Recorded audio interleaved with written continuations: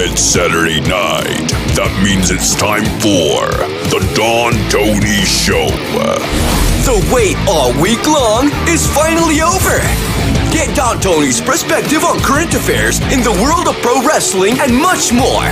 The Don Tony Show. And now your host, the man, the legend, Don Tony.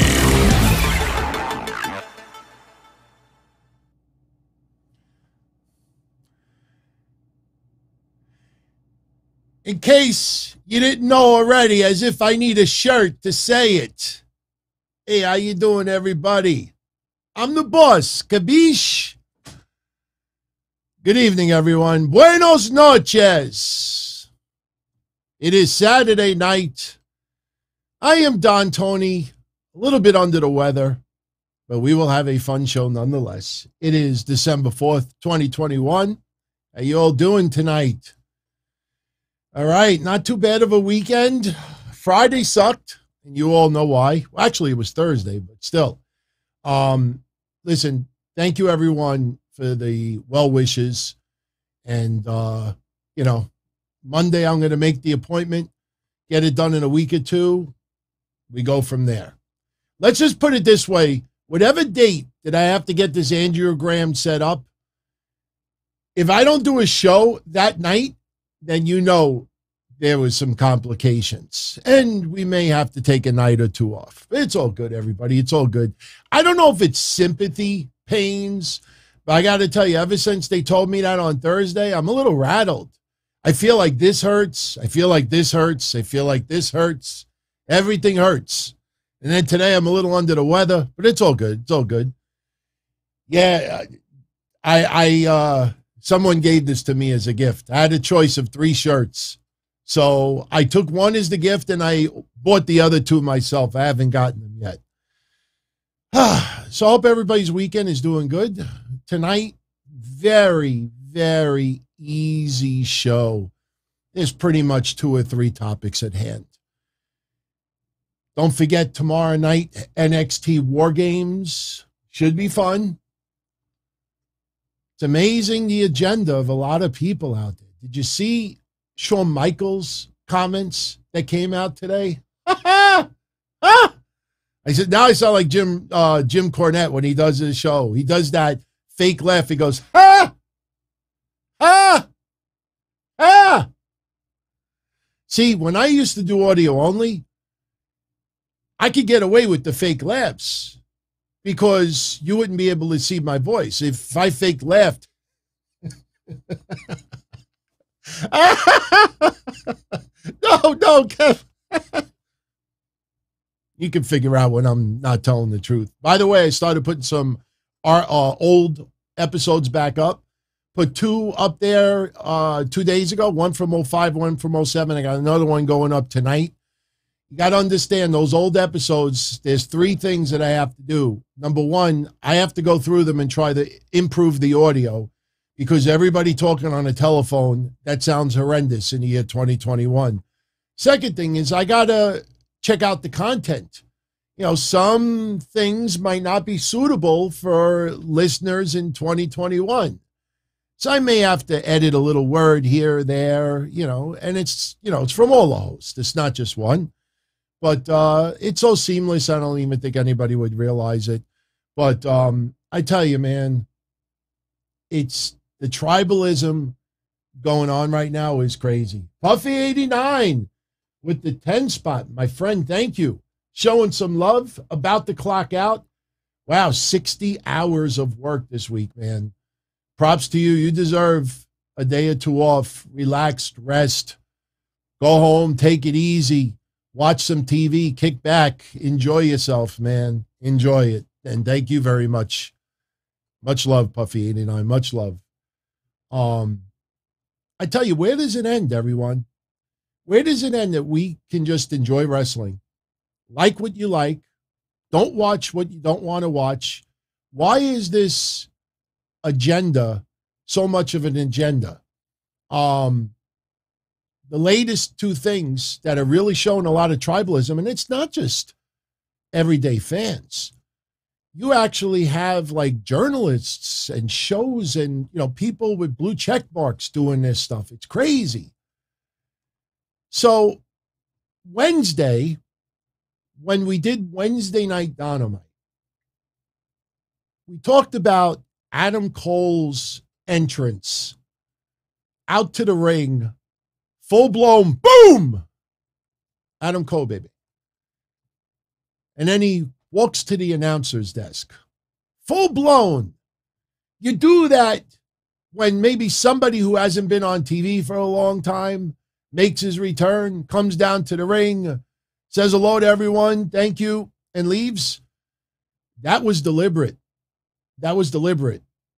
The defense of Adam Cole continues. Now, please, if any of you did not tune in to last Sunday show and even the Sunday before, you're missing out on a point that I made. Adam Cole, I said for 3 or 4 years that he was the MVP of NXT. I mean, the caliber of wrestlers that he faced was top notch. He was the head of it. Yet still 600,000 viewers, 700,000 viewers. Isn't it interesting that the minute he goes to AEW, now 1 million fans, 1.5 million fans suddenly give a shit? He could fight a Jungle Boy. He could fight a dinosaur. He could lose. And that's okay. And I agree with that. If AEW fans are satisfied with Adam Cole's usage in AEW so far, and Adam Cole is happy, if the fans are content, if Adam Cole is content, if Tony Khan is content, who is anybody to argue? Should be open and shut case, right?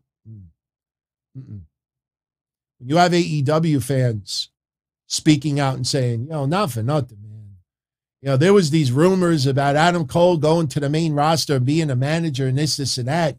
I mean, look at what he did with the Undisputed Era in NXT for all those years. Now he comes in now and it's more of a comedy game with the Young Bucks and this and that, blah, blah, blah, blah, blah, blah, blah. And oh my God, Tony Khan a week ago got triggered. He got triggered. He immediately went online to address a fan. A fan cannot express their opinion anymore. He took it so personal. Adam Cole is over as fuck. Yeah, it's true. Adam Cole's been over as fuck for several years now, going back to Ring of Honor. He got a bigger audience on AEW TV than he did on Tuesdays. Well, if Marco Stunt wrestled on Wednesday, does that mean that Marco Stunt drew 900,000 viewers? You mean to tell me if Tom Thumb, that all he has is a thumb, makes Messiah look, like a unhandicapped person? If Tom Thumb with only one thumb, missing 9 fingers, shows up on Dynamite, does that mean he drew 900,000 viewers? So they are taking this really, really personal. Personal to this point. Oh, wrong one. Why did that come out the way it did? All right, it's kind of small on the screen. I think you all could see it. If I zoom in, I don't know why. Oh, I know why. Give me 1 second. I want to show you a tweet that Adam Cole posted. And there's a specific reason why I grabbed this. There you go. I'll do what I want when I want, with a pair of middle fingers up, and I think that's from like a Ring of Honor show. I agree with him. Mental health. I mean, we've had some big conversations about this. A lot of wrestlers are leaving WWE, not just being fired, but a lot of wrestlers are not renewing contracts. I shouldn't say a lot, but some aren't, because mental health and having a nice balance is very, very important. And AEW, with these contracts, you can, I've said it 1 trillion times, you could work the indies, you could work other promotions, you can game, you could sell cameos, you could do all this stuff. And AEW does not take a cut. Oh my God, do you remember TNA 15 years ago to fee or not to fee? That is the question. That was an article that I wrote. Yes, I used to write articles. That was an article that I wrote. TCB, thank you for the 10 spot, my friend. Oh, the WWE Network, excuse me, $9.99. Much love, TCB. Thank you for that. Very kind of you. I'm going to find the article, and I'm going to post it for you next week. To fee or not to fee? Because when TNA had signed wrestlers back in the day, AEW contracts are not that much different. Remember Bill Behrens? Is that a name from the past? Bill Behrens. Wrestlers that had contracts with TNA were allowed to work other feds, but TNA would get a little cut. They would be advertised as a TNA wrestler, and it could not interfere with TNA schedule. Sounds very familiar, right? There was a report that came out a couple of days ago that some WWE wrestlers are making $2-3 million a year, and people like Brock and Reigns and others could be making $5 million a year. Believe me when I tell you, some wrestlers who left WWE that might have been paid $300,000-$400,000 before are getting maybe 1/4 of that now. That's why I say to be very, very observant of the AEW contracts a year or two from now. Because when AEW first started, I think Bryan Danielson just said this in an interview with TV Guide or TV Weekly. He just said this a day or two ago, that when AEW first came around, WWE jumped the gun and signed a lot of people to 2- and 3-year deals, fearing that they would go to AEW. Now WWE is seeing the revenue that's coming in and the numbers that are coming in, like, oh, God, go to AEW. Think we care? Think we're that worried? We're not worried. Look at Rampage. Rampage started that first week, which we really doesn't count, 740,000 viewers. Week 2 is CM Punk's debut, 1,129,000 viewers. Of course, that number was going to be extremely high because of the curiosity factor, people that haven't seen CM Punk in years and years and years in a wrestling ring. And then the following week, it dropped down to 720. And since then, the ratings have been 696, 670, 642, 640, 622, 500, 578, 533. Last week, they did 431. People blamed it on Thanksgiving weekend, even though SmackDown's rating went up. This week, it looks like they're going to get about 500,000 viewers. It's about the range, the low end of the range. But the thing is that WWE feels like, okay, we don't feel threatened. So good. We could cut a lot of people, and that's what's happening. I will not be one of those that says blame AEW for the releases. I don't go with that. I don't go that route. So we don't have the rating yet for Rampage. I think the overnight was like 481. I never factor in that overnight. Gives you an idea of what the number is going to be. But the thing, getting back to Adam Cole, is this. Wrestlers, just like all of you, there's got to be a balance. Would you, look, Puffy earlier, working 60-hour week. Okay, maybe for the holidays you work a little extra overtime, make a little extra money, you buy gifts, whatever. Could you do that nonstop every single week? WWE is not a local promotion. And yes, AEW is touring also, but if you notice, AEW hasn't gone overseas yet. They haven't really gone to the West Coast yet, and wrestlers aren't used every single week. Jay Lethal, very quietly, 2 weeks gone by, nothing. Oh, he worked a AEW Dark match, like Jay Lethal should be on AEW Dark, or even Elevation. You see someone, now you see them, now you don't. So the thing with Adam Cole is, if he's happy, and the majority of AEW fans are happy, and Tony Khan is happy, that should be the end of it there. But you get a couple of AEW fans, 1 or 2 people, speaking up. Look at his run in AEW. Tony Khan took it so personal. So when Adam Cole posted this tweet, now I follow Adam Cole, so on my wall, if I'm online at that particular time, I will see things pop up.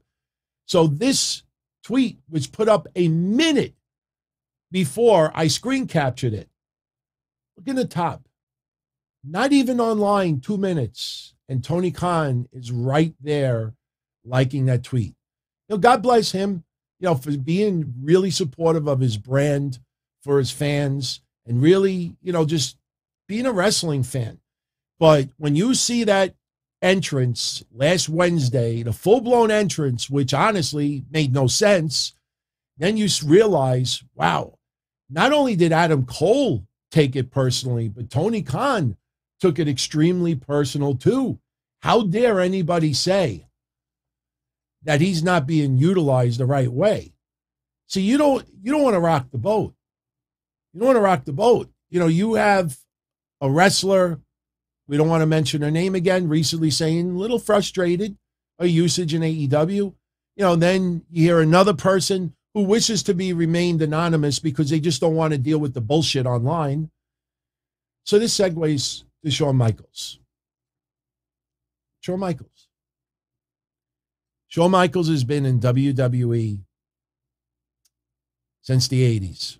Yes, he left for a period of time. But for the most part, Shawn Michaels has been there since before some of your parents were born. Suddenly, Shawn Michaels is just saying whatever it takes so he doesn't get fired. Shawn Michaels did an interview with Jim Varsalone. I credit Fightful for this transcript. I read the whole interview. One paragraph, well, two paragraphs caught my eye. Remember March of last year, 2020, not 2021. Remember March of last year, and I said WWE needs to turn NXT back to what OVW was, Florida Championship Wrestling Heartland, HWA. Remember, they have to go back to what gave us the Four Horsewomen and gave us other wrestlers. I don't think people realize how many wrestlers that are on Raw and SmackDown that came through NXT. Roman Reigns, so it's not, when people say Triple H's legacy is being murdered, what, against people that seem to never really got a lot of props from the fans? Let's be honest, friends. Andrade, when he was on Monday Night Raw, people were like, oh my God, this guy's just he's overrated and blah, blah, blah, blah. And please stop giving us him and Zelina Vega and Angel Garza every week and blah, blah, blah, blah. Stop with the Andrade. Aleister Black, fight me. But he's sitting in a hotel room. Fight me. Somebody, please. It's not their fault. It was creative. At the end of the day, if creative can't figure it out, you can't override creative. Adam Cole in that company for 3-4 years. I said he's the MVP of NXT. Yet the 1.5 million fans online that are so into Adam Cole, they didn't give a lot of them two flying fucks when he was in NXT. The ratings never seem to back it up. Oh, you mean to tell me him versus Finn Balor is not good enough? You mean to tell me him versus anybody, Gargano, others? You mean to tell me that's not good enough? But finding a dinosaur, oh my God, stop the presses. Keith Lee went to the main roster and WWE butchered him creatively. On Patreon this Tuesday, I had the balls to say it. Of course, Karrion Kross is a friend of the fan. Thank you, Austin, for the kind words. DT no filter.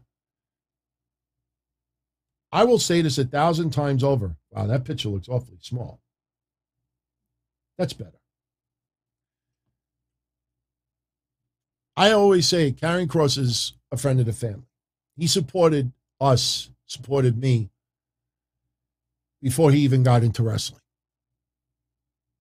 And I am very disappointed that his WWE tenure did not work out. But I'm not going to blow anybody because someone can't take criticism. When he had that promo exchange with Adam Cole that time, I thought it was a mistake on WWE's part.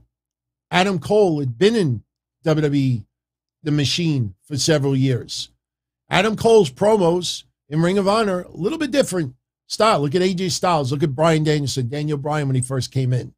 As the years went by, they got better and seasoned and better and better and better. and they got it. Karrion Kross was just at that beginning. Psychologically, the guy's a genius. He is smooth. He's methodical. But it also has to coincide with the WWE machine, and it has to be in sync with WWE creative. So someone had asked me on Patreon, why do you think Karrion Kross got released? Honestly, no filter. He's not going to get offended with what I have to say. And my answer was clear. Karrion Kross never connected with the WWE audience. Karrion Kross has a good look. You put him on with the dress clothes, with the Dodge Charger, whatever car he had. I mean, the guy, I said, reminds me of Natural Born Killers. The guy is a genius with a lot of his creative. But the thing is, it never connected with WWE's audience. And in WWE, you have to have some type of a character. There has to be some type of a gimmick. That's why I hate comparing AEW's product to WWE's product. And I'll give you a good example right here. Go check this out. This is the obsession going around today. This is the obsession going around today. AEW Rampage, on average, and this will lead to Shawn Michaels. AEW Rampage, on average, out of every hour of wrestling, they have 29 minutes of in-ring action. On Dynamite, it's 26 minutes out of every hour there's actual wrestling in the ring. For NXT, it's 24 minutes. For Raw, it's 21 minutes. For Impact, it's 21 minutes. For SmackDown, is that 16 or is that 18? Let me see. That's 16. So let me take this off the screen for a minute. So what is the tribalism going around today? How many times have you seen this today? Yeah, this is better. Last night on SmackDown, Sasha beat Shayna Baszler in 9 minutes. Los Lotarios beat the Viking Raiders in 90 seconds. So we're at 10.5 minutes right now. Sheamus over Cesaro in a little under 4 minutes. Roman Reigns over Sami Zayn in 16 seconds.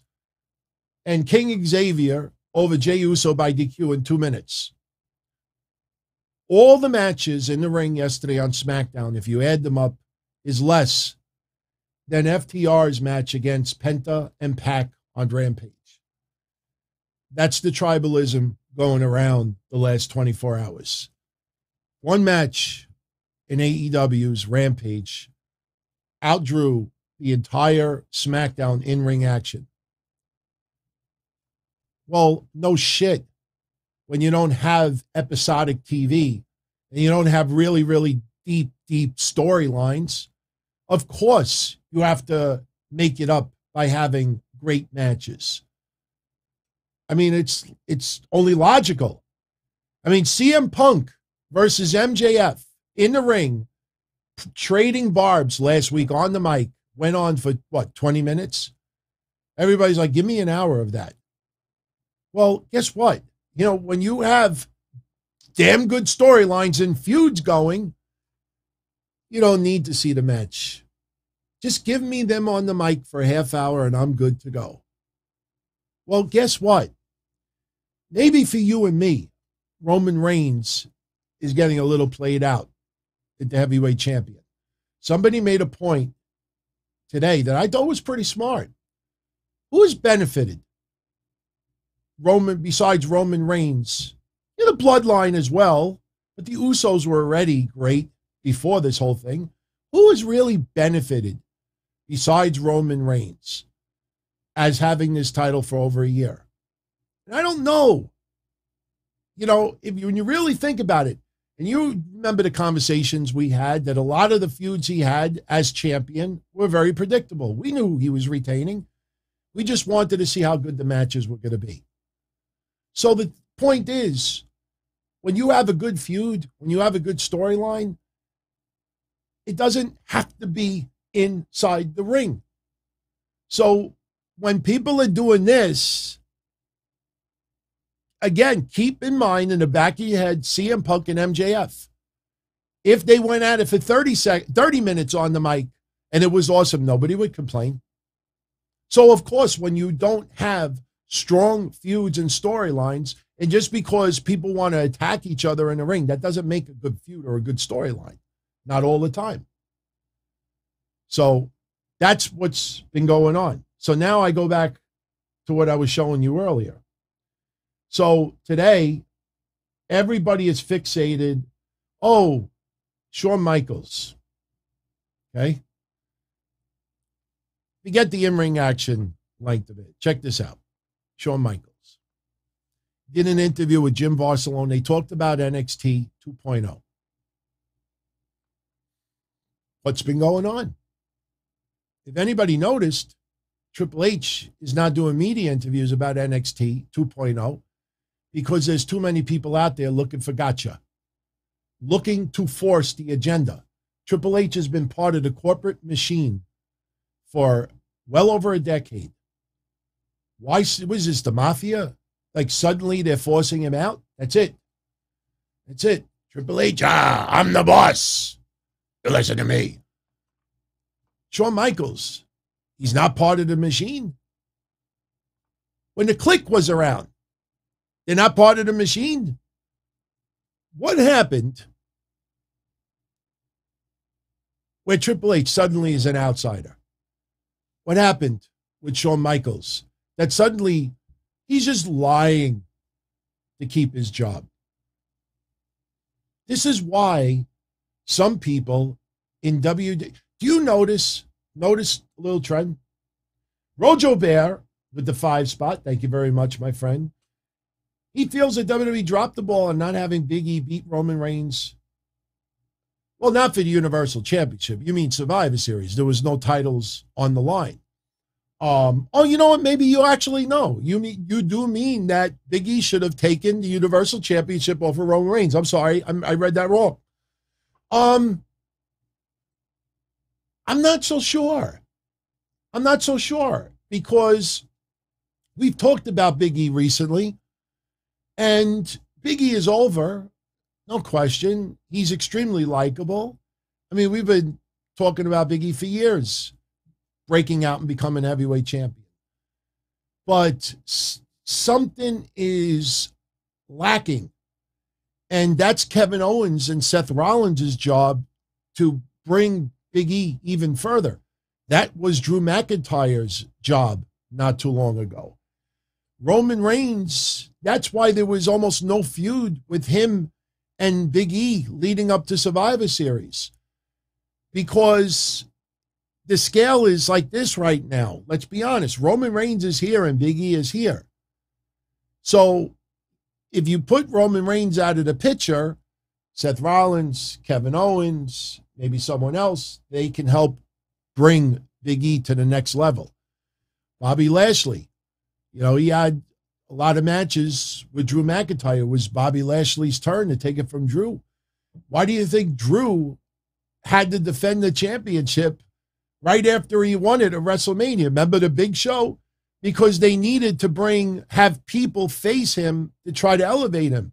So the idea of him having 2 matches in the same night that he won the championship, and one is Brock and one is Big Show, this is all designed to try to bring people up. If you want me to stay on topic for a minute, Sami Zayn. I was on vacation last week.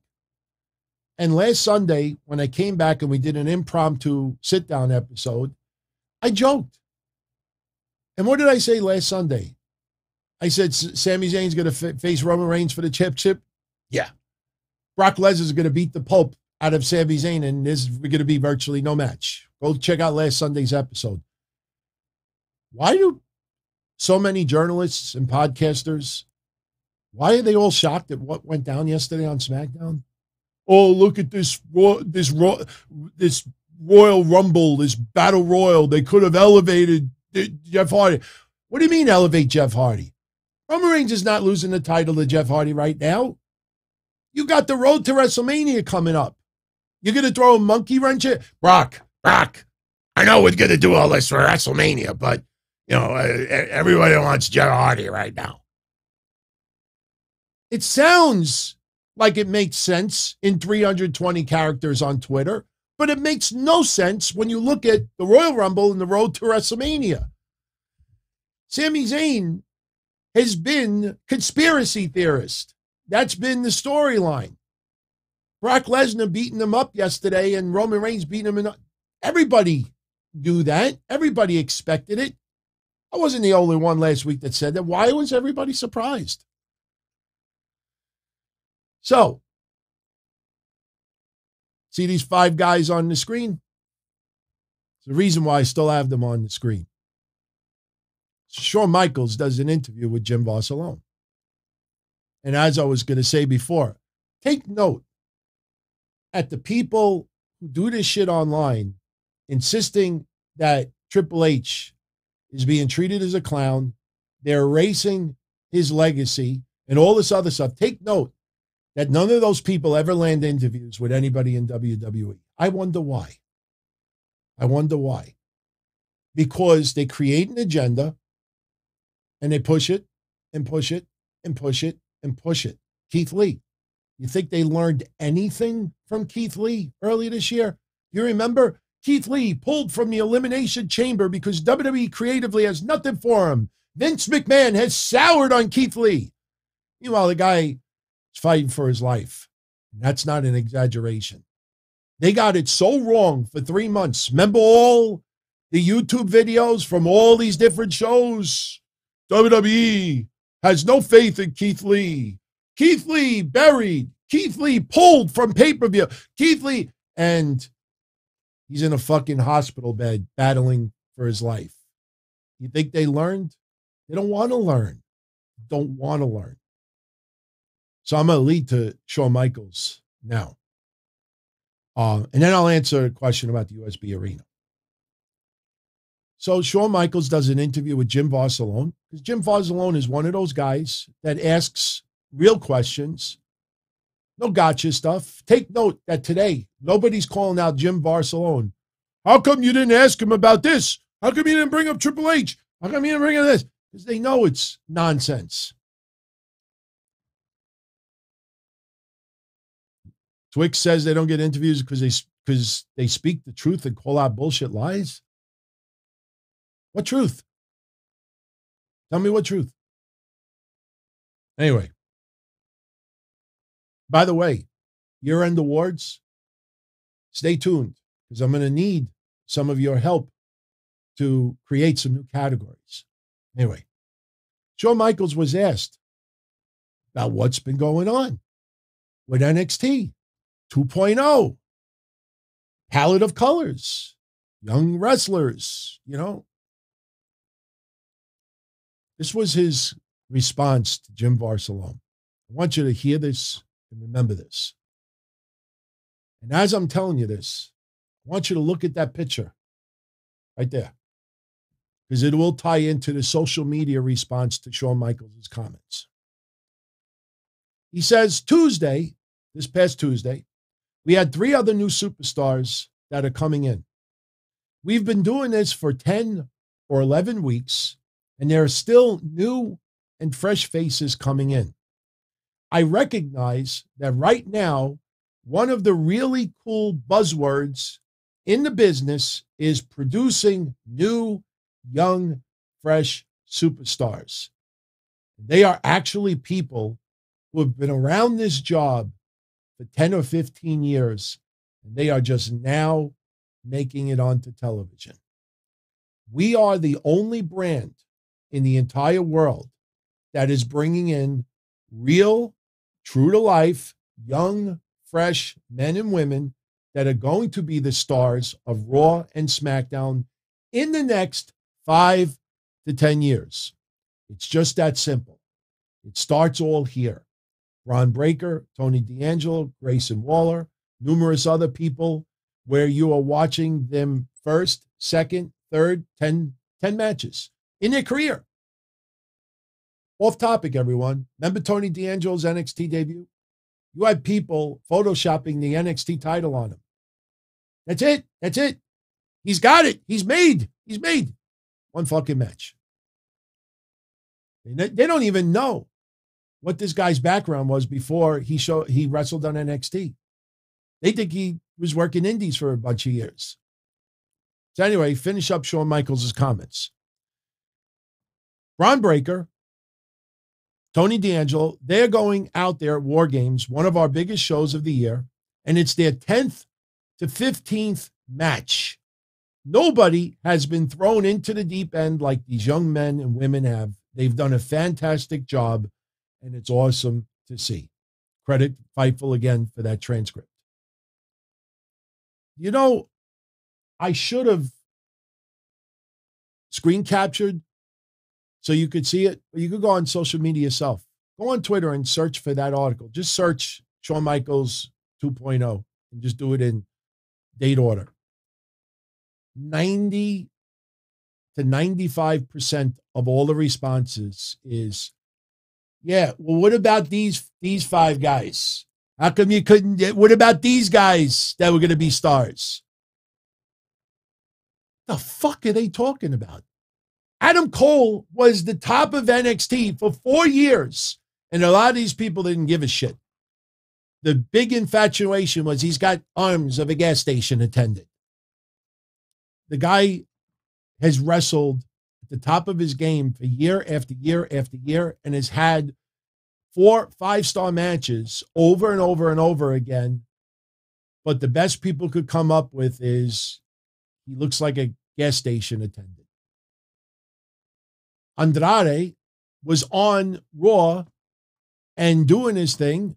Creatively, they screwed it up. Aleister Black, they screwed it up creatively as well. Keith Lee and Karrion Kross.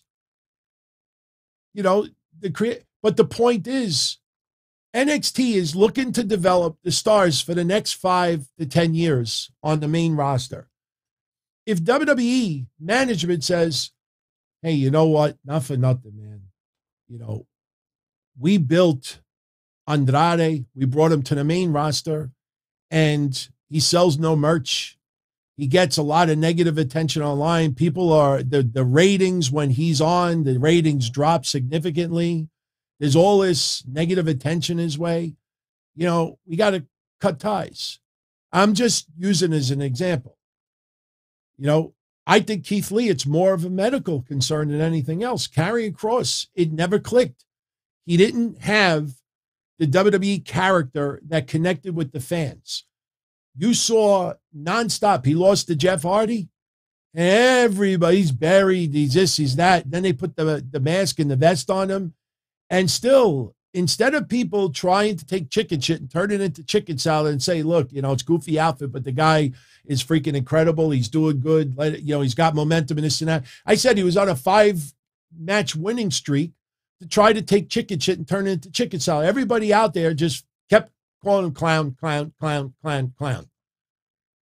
So if WWE cuts ties, you know, it sucks, but that's business. Adam Cole never drew 1 million in NXT. Maybe for a special event here and there. What else was WWE supposed to do? That he has to be on the main roster and main event WrestleMania and be a Raw or SmackDown heavyweight champion before somebody gets. So my point is, everybody is calling out Shawn Michaels right now saying, oh, yeah, he's saying that so he doesn't get fired. He's saying that because he's a stooge. He's saying that because he's afraid. He sees what's going on around him. It's a sinking ship.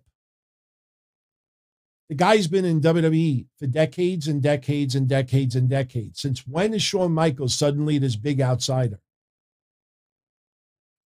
So when you see these wrestlers, I played devil's advocate a couple of weeks ago. And I know it was a little unpopular, but I'll play it again right now. When do you turn around and maybe blame Triple H that you look at these guys on the screen? Karrion Kross was in Impact Wrestling and was killing it there. And he only had 100,000 viewers. There was no big spikes when he was on TV. Keith Lee, when he was on NXT and was a double champion, albeit for a short period of time, but was still a heavyweight champion for a little while, there was no big increase in numbers, viewership. He wasn't the big buzz. The big buzz was some Matarats on the roster taking a picture of Keith Lee winning both belts and spoiling it online before it televised. That's what everybody was talking about.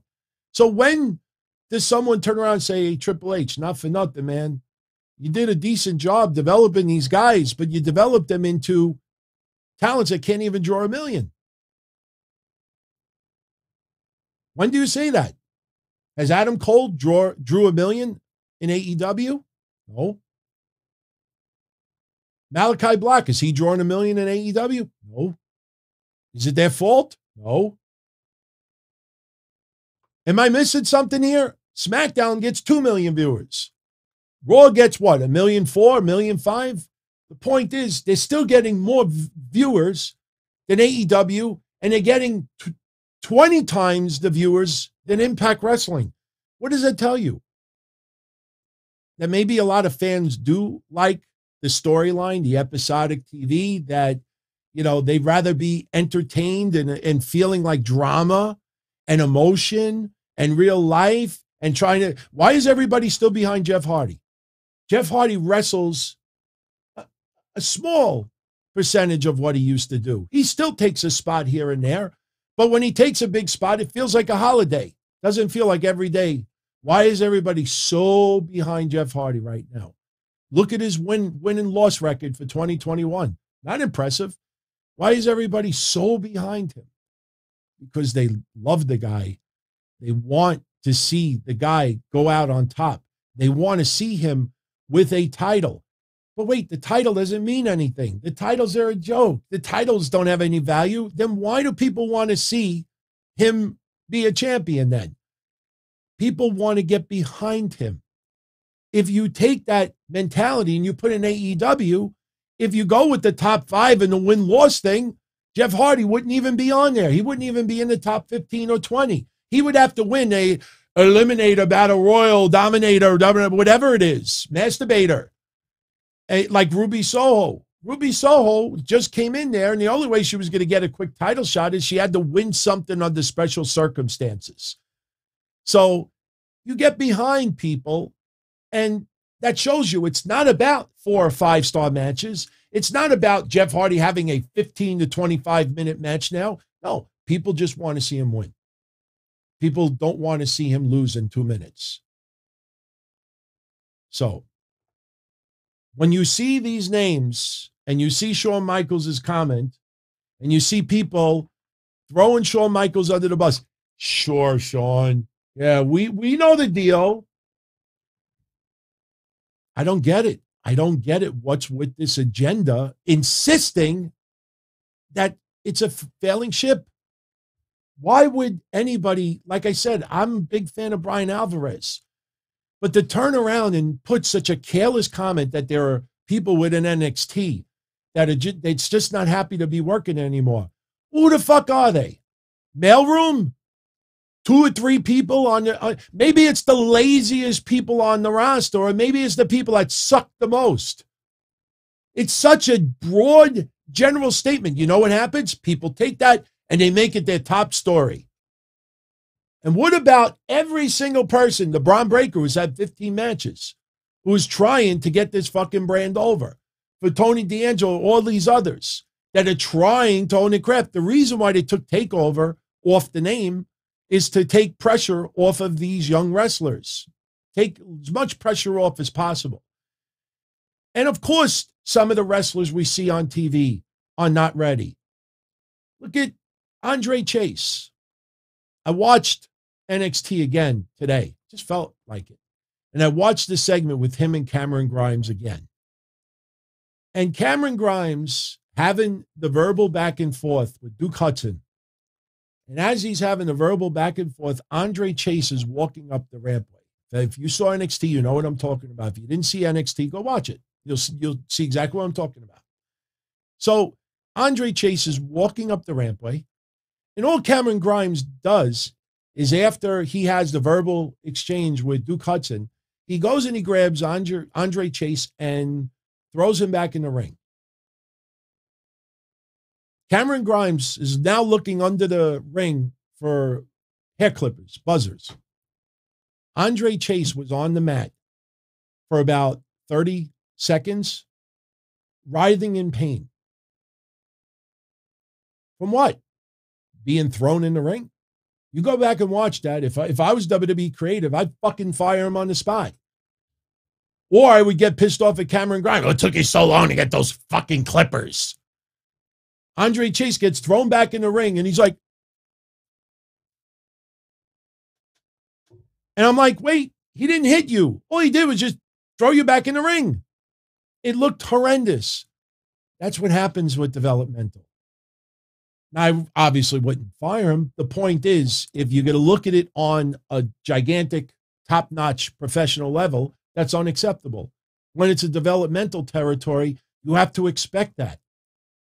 Go get the early years of John Cena and Randy Orton and Batista and others in OVW. Go watch those first 2 years. Imagine if you had Twitter in full-blown force at that time and we could see that TV live every single week on cable TV. Some of those wrestlers would have had no shot. All right. So we got a couple of topics out of the way. We have a conversation today. We did a show 2 days ago, so there's not a ton of stuff to get into, but I wanted to bring that up. Something else I wanted to bring up, and, this was kind of an impromptu banner to make. And, for me as a lifelong wrestling fan, going back to 1979 as a little kid, this kind of puts a frown on my face. And don't get me wrong, I like that we're in the digital era. I like, you want to watch something, you click a couple of buttons online and poof, it's right there for you. But one thing that WWE has really, really fallen off the track with is these really deep, great documentaries. There, of course, you could still do it on a digital level. Don't get me wrong. But, for those that are checking out audio only, WWE is pretty much done now with their home video department. No more DVDs, no more Blu-rays. VHS tapes have been gone forever. But still, those box sets, those 3-disc greatest matches that, if you're on a trip, you want to put it in your car, you want to do, I understand you could still stream things digitally, but it's not the same for me. The Blu-rays, the DVDs, the extra footage, the extra content, having all the interviews, splicing things together. That is a huge part of me growing up as a wrestling fan. Now, as far as business goes, I want to give you a couple of numbers that is pretty startling. And you realize how quick things changed. In 2006, and remember that year because we're going to bring it up with the Blackhearts Year End Awards in a few minutes. Got a little treat. I think you'll enjoy it. 2006. Now, WWF started with Coliseum Home Video somewhere like in, I think, 1985, Coliseum Home Video. I still remember to this day, bloopers, bleepers, and body slams or something like that. Anybody remember that? That the most unusual matches. I grew up on Coliseum Home Video. When they had that really like 70s intense music in the beginning with all the horns, and then it would lead to Hulkamania winning the heavyweight championship. I grew up on that. In 2006, WWE sent out a press release, and this was all verified, that of all sports, DVDs sold in 2006. Want to know what the top 10 was in all of sports? Not just wrestling, all of sports. This is the top 10 of 2006. Number 10, WWE The American Dream, the Dusty Rhodes story. Number 9, WWE Royal Rumble 2006. Number 8, WWE New Year's Revolution 2006. Number 7, WWE Tombstone, History of the Undertaker. Number 6, no, that was number 7, excuse me. Number 6, WWE WrestleMania 21. Number 5, The Self-Destruction of the Ultimate Warrior. I've never watched it to this day. Number 4, Bret the Hitman Hart, the best there is, the best there was, the best there ever will be. Number 3, WWE Bloodsport, ECW's most violent matches. Number 2, the Super Bowl. Number 1, WrestleMania 22. In 2006, WWE sold and shipped out 3 million DVDs. 3 million. We're not just talking singular DVDs. We're talking about box sets. $20, $30, $35. 3 million of them. Add up the math and you see what kind of numbers we're talking about right now. So that's 2006. Now we're going to go 5 years later, 2010 to 2011. We're going to get into just the top 5 WWE DVDs that were sold in 2011. Number 5, Hulk Hogan, The Ultimate Anthology. Number 4, Hulk Hogan, Real American. Number 3, The Rise and Fall of ECW. Number 2, Because Stone Cold Said So. Number 1, Viva la Raza, the Eddie Guerrero story. Those 5 releases, when you add up the numbers, is about 1,200,000 DVDs. Now, yes, that's just the top 5, but it drops off very, very quickly after number 5. So you see about 5 years later, WWE is down about 1 million DVDs in sales. So now we go just 4 more years later, 2014 to 2015. The top 5 DVDs that were sold, and I'm going to give you the actual number of sales, and you'll understand why WWE Home Video is done. This is 7 years ago. Number 5, John Cena's Greatest Rivalries, and only sold 62,000 copies. Number 4, The Attitude Era, Volume 2, sold 83,000 copies. Number 3, The Best of Sting, only sold 88,000 copies.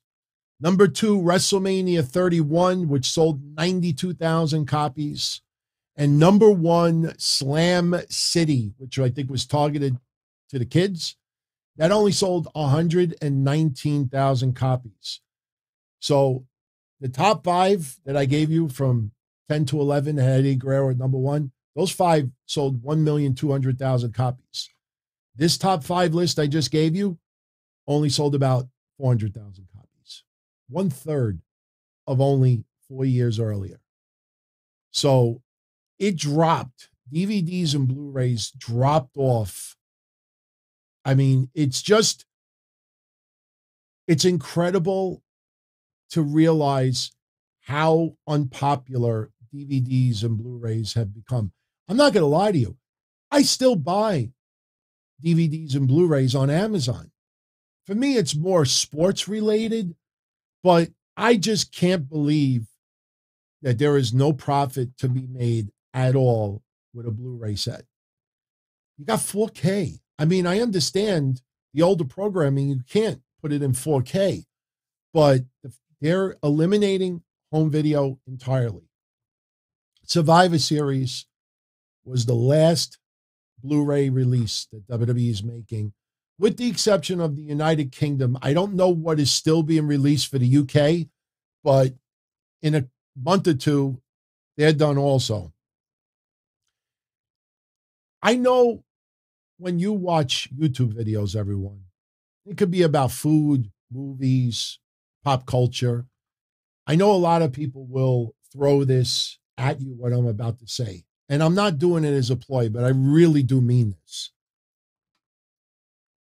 You'll see like a food episode of something and somebody will say, what's your favorite soda of all time? Or what's your favorite this of all time? And we've been doing tournaments like that on Patreon the last 6-7 months. But I'm curious. In the comment section, you could post it in the chat now if you'd like. But in the comment section, I'd like to know later, like, what was your all-time favorite WWE, either Coliseum home video release or DVD release or Blu-ray? 1, 2, for me, the 2 at the top, probably the 3 at the top of my list as far as collections go: Eddie Guerrero, the rise and fall of ECW. And I don't know why, man. I really liked the AWA documentary they did. I would have loved the Bobby Heenan story more if they would have put him on the video. It still disgusts me to this day that they absolutely refused to acknowledge this man while he was battling cancer. Never let him sit front row in an event. Never had him at a Hall of Fame ceremony. The guy was doing so many conventions, and if you saw Bobby Heenan at these conventions with half his face gone, what was he always doing? This, basically saying F you to cancer. And it was so cosmetically unappealing to WWE, they never invited him anywhere. If he just locked himself in a house and did not want to be seen by anyone, that's different. But that's not the case with Bobby Heenan. But the Bret Hart story was excellent, absolutely. We see a couple of rise and fall from ECW's, Undertakers. I'm curious. I'd like to know, what is your all-time, 1, 2 as far as WWE releases go? I mean, I grew up as a kid on those Coliseum home videos, and those things were not cheap. Those things were not cheap. I mean, I can't remember the name. I think it was called the Video Connection. If you do a Google search, you'll probably find it. I'm not making it up. There used to be a home video store right next to my father's deli. And in the early 90s, it closed up. And he had said to my father, yeah, Bob the Builder, thank you for that super chat. That's a good one. CM Punk, best in the world. That actually was a lot better than I expected it to be. I tell you, that does not get as much love as it should. You don't see anybody ever talking about that. Maybe because WWE created it, but that's a good one. The CM Punk documentary was very good. It was very good. Shout out to Roger Rubio. Hey, Roger, how you doing, my friend? Yes, coffee and an egg. I got to stay away from all the cholesterol stuff now. Every little, I don't want to call pain, but every little weird thing I feel, now I'm getting paranoid after what happened Thursday. And we're not going to talk about that tonight. But I had to record that video. A few people like, wow, that takes balls to record your doctor. I'm like, yeah, because I didn't want anybody to think I was lying. But thank you, Roger, for that. Very kind of you. But, when I was a kid, you rented out the videos from your local home video. I mean, there was Blockbuster Video, but you also had your little mom and pop video stores, and I would get all the wrestling ones. And who would have ever thought at that time you could get a second VCR, get the yellow RCA cable for video, and get the red and white for the audio? You put the two VCRs together and you record the tapes. And then everybody was like, oh, no, you can't record it because there's some blockage on there. And all they did was they just clipped the tab off so you couldn't tape over it. But if you put a little Scotch tape over the VHS, the little tab, you could still record over it. I would have bootlegged all those videos in the 80s if I knew I could do that. Because we had two VCRs in the house. One was in our living room and one was in my parents' room. But never, ever. World Class is another amazing one, too. I agree with you. Come on. Divas Unleashed is a very good one. Remember the Girls Gone Wild one? What was it? What was the one with the Divas? It was something. It wasn't Hedonism. That's X-rated. I don't remember which one it was, but it was something with the Divas. But I would rent all those VHS tapes from the video stores. And then this store, the Video Connection in Howard Beach, Queens, went out of business. And I remember the guy saying to my father, take what you want. Take what you want. So my father's like, you want any videos? Now, we're talking early 90s here. So I went in there, and no, I didn't take anything X-rated. I took any WWF, and I still have a few. Maybe next week, if I remember, I'll pull a couple out of the box. You'll see the original Coliseum videos. You'll see the video store stamp on it and everything. Oh, I still have the XPW stuff. I have. A lot of people don't know this story. And I'll take this son of a bitch out of archive. I'll show you Thursday. I don't even know if Rob Black knows that I have it.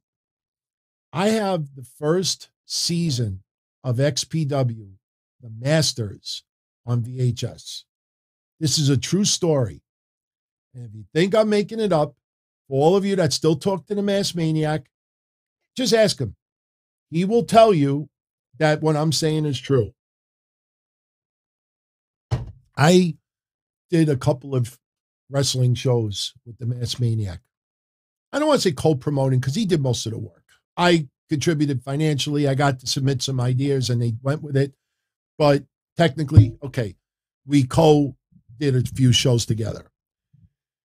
And one time I was due some money, and I don't remember the reasons why, but the money wasn't available.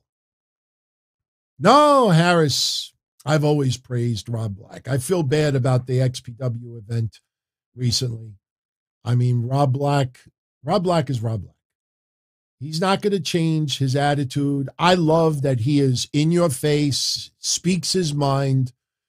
The problem is in 2021, if you want to get wrestling fans to tune into your product, and I've said this before, I mean, I take credit for it.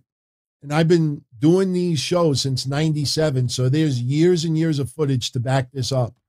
But when XPW came to the Northeast in 2002, you look at those ECW arena shows, 1/3 to 1/2 of the entire audience were my bus trips. And I always sold it as fun.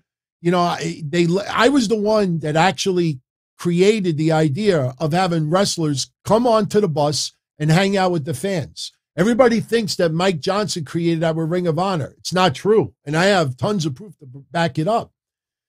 I used to sell 3, 4, 5 buses of fans coming from New York and Jersey to Philly, my bus trips.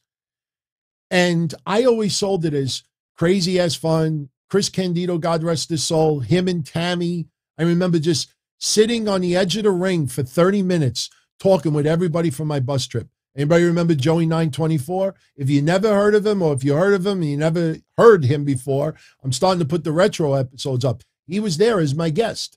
Him and Black Moses were there as my guest, and they hung out with all of them. And I made it beyond fun, and everybody had an awesome time.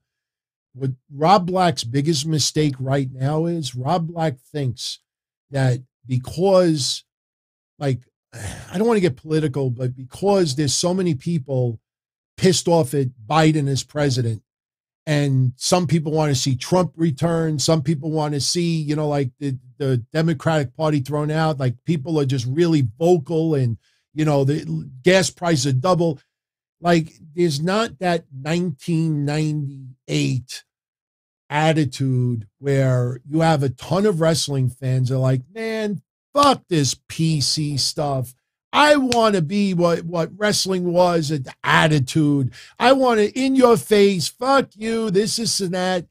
You know, not this watered down, you know, you hear the S word on AEW a few episodes of CM Punk sneaking in a needle dick. Cruiserweight says, thank you very much, my friend. The 2-spot, the 222, NXT 2.0 without the 2.0. Not right now, because they need a developmental territory, and 2.0 is that territory. But you don't have this overwhelming number of fans out there that are, you know, with this attitude, chip on their shoulder, fuck this, fuck that. Because at the end of the day, they still have that, and I don't want to say fragile mentality, But you see it with the AEW stuff, and I'm not criticizing the fans because I'm one of them. But you see a lot of them are into the real vulgar stuff that MJF says, talking about Brian Pillman's, wife being a crackhead and this and that.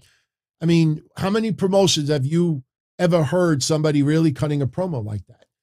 So you get a little here and there, but God forbid you say something against, somebody you like, and everybody gets meltdowns on social media. In 98, a lot of people didn't get meltdowns.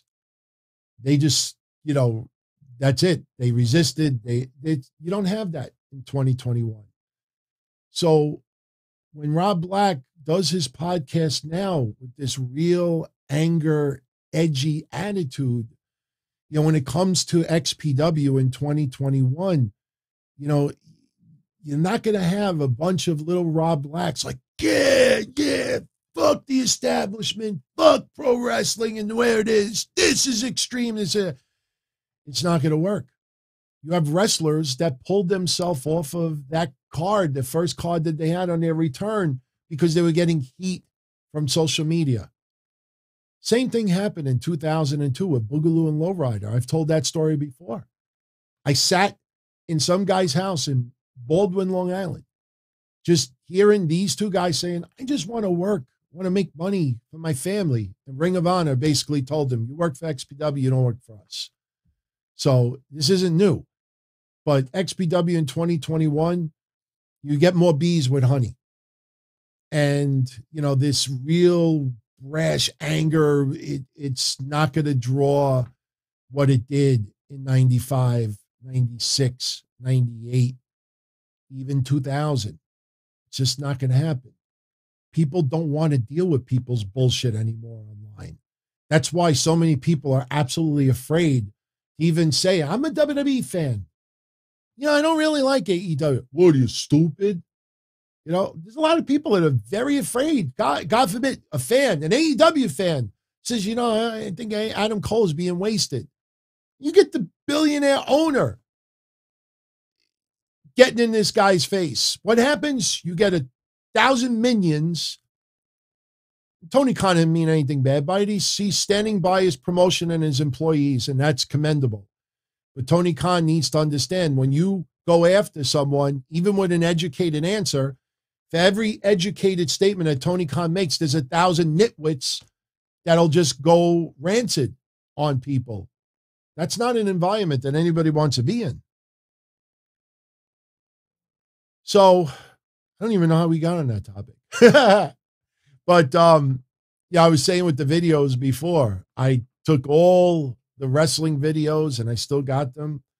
But, it sucks, to not have those Blu-rays and DVDs. I mean, I'm a Roku fanatic. I watch everything on Roku. I watch a ton of stuff on YouTube now.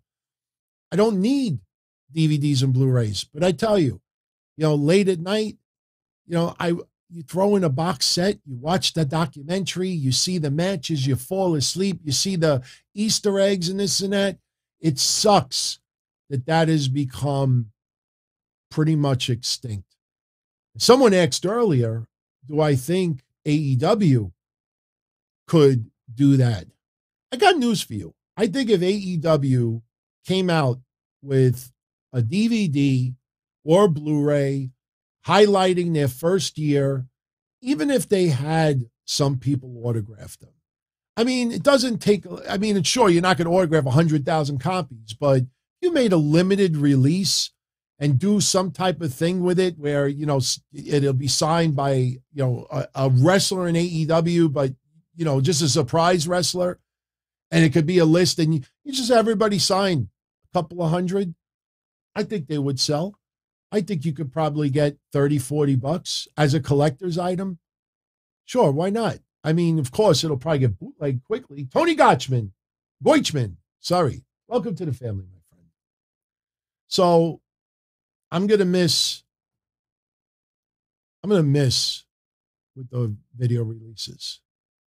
I mean, I know what some people said earlier, WWE on the network or Peacock, they can pull it down whenever they want. I agree. I mean, usually when something gets online, it's there forever. But I tell you, the one that sticks out to me the most is the rise and fall of ECW. When I got the rise and fall of ECW, and shout out to Loki with the 10 spot. Thank you, my friend. His favorite home video release was Undertaker the Phenom, VHS from the late 90s. Absolutely. His first feud with Mankind up to I think it was the corporate ministry. Yes, Freddie Blassie at the very end of his life. I mean, that's just that powerful. I mean, I think of Freddie Blassie from the 70s and the 80s. Lay it up, you pencil neck geek. I can't do it.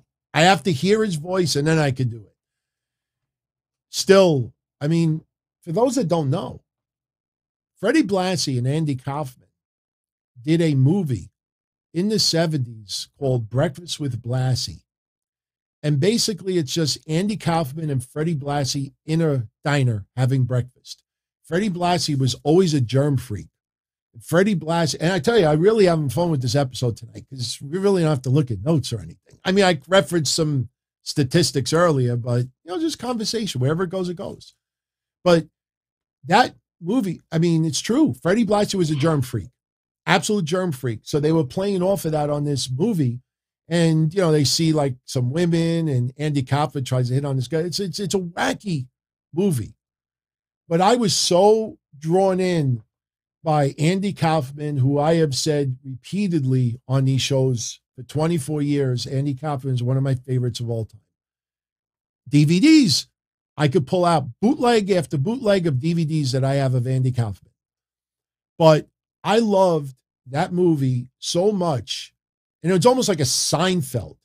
Like they're just sitting in a restaurant eating and it's just odd. It's almost like a Seinfeld. I named my former wrestling show in tribute to that movie. Anybody remember my show, Breakfast with Blassie? I did hundreds of episodes, Breakfast with Blassie. That was a tribute to Breakfast with Blassie. True story. Absolutely true story. We got some votes for Rise and Fall of ECW. See, that's what I was going to say before. And thank you, Loki. That's a great one, man. That is a great one. Seriously, with that VHS tape too, that's a good one.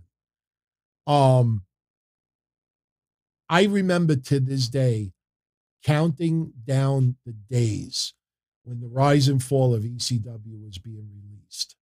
And I had pre-ordered it and it got delivered at my door the day it was released. I remember the internet, and I'm sure I could go to Wayback Machine and look at my own website. I remember the internet with these press releases that it was the #1. At one point, it might have been the biggest selling DVD in the history of WWE. It was up there. I mean, it was just insane, the love. And it did bother me a little bit that you didn't have some wrestlers on the DVD because they were working for other companies. But that anticipation, yeah, TCB says it. Thank you for the 10 spot, my friend. The anticipation, and I will pull your comment back up. The anticipation and hype around the release of the DVD documentaries made it special. That's something that I think we miss more than anything. Anticipation. Everything is so immediate gratification. You don't have that anticipation like we used to. Of course, when there's a pay-per-view counting down or you have tickets to an event, you count down the days. Oh, a week from now, I'm going to be at WrestleMania or I'm going to be here, be there. There's still anticipation. Don't get me wrong. But when it came to movie releases, video game releases, I have said many times on this show, that I drove 40 miles to Suffolk County, Long Island to get Grand Theft Auto Vice City. That all my stores, and I was pissed off because Video Game Central was a video store here in Howard Beach, and I did some work for them. And for those that don't know, and if you think I'm kidding, just contact any of my former co-hosts. Gushido84, welcome to the family, my friend. Gushido84. Tim Keel with the 20 spot. Thank you, my friend. Long-time listener, I am the boss. Much love, my friend. I thank you, and I hope that I live up to your expectations. We're just having some fun conversation, little reminiscing. You know, I mean, it's nice once in a while to just sit back and reminisce. And for those that are younger, trust me, I'm not exaggerating this stuff. I mean, not just super chats. You see what people are writing. This was a big part of being a fan wrestling and video games growing up.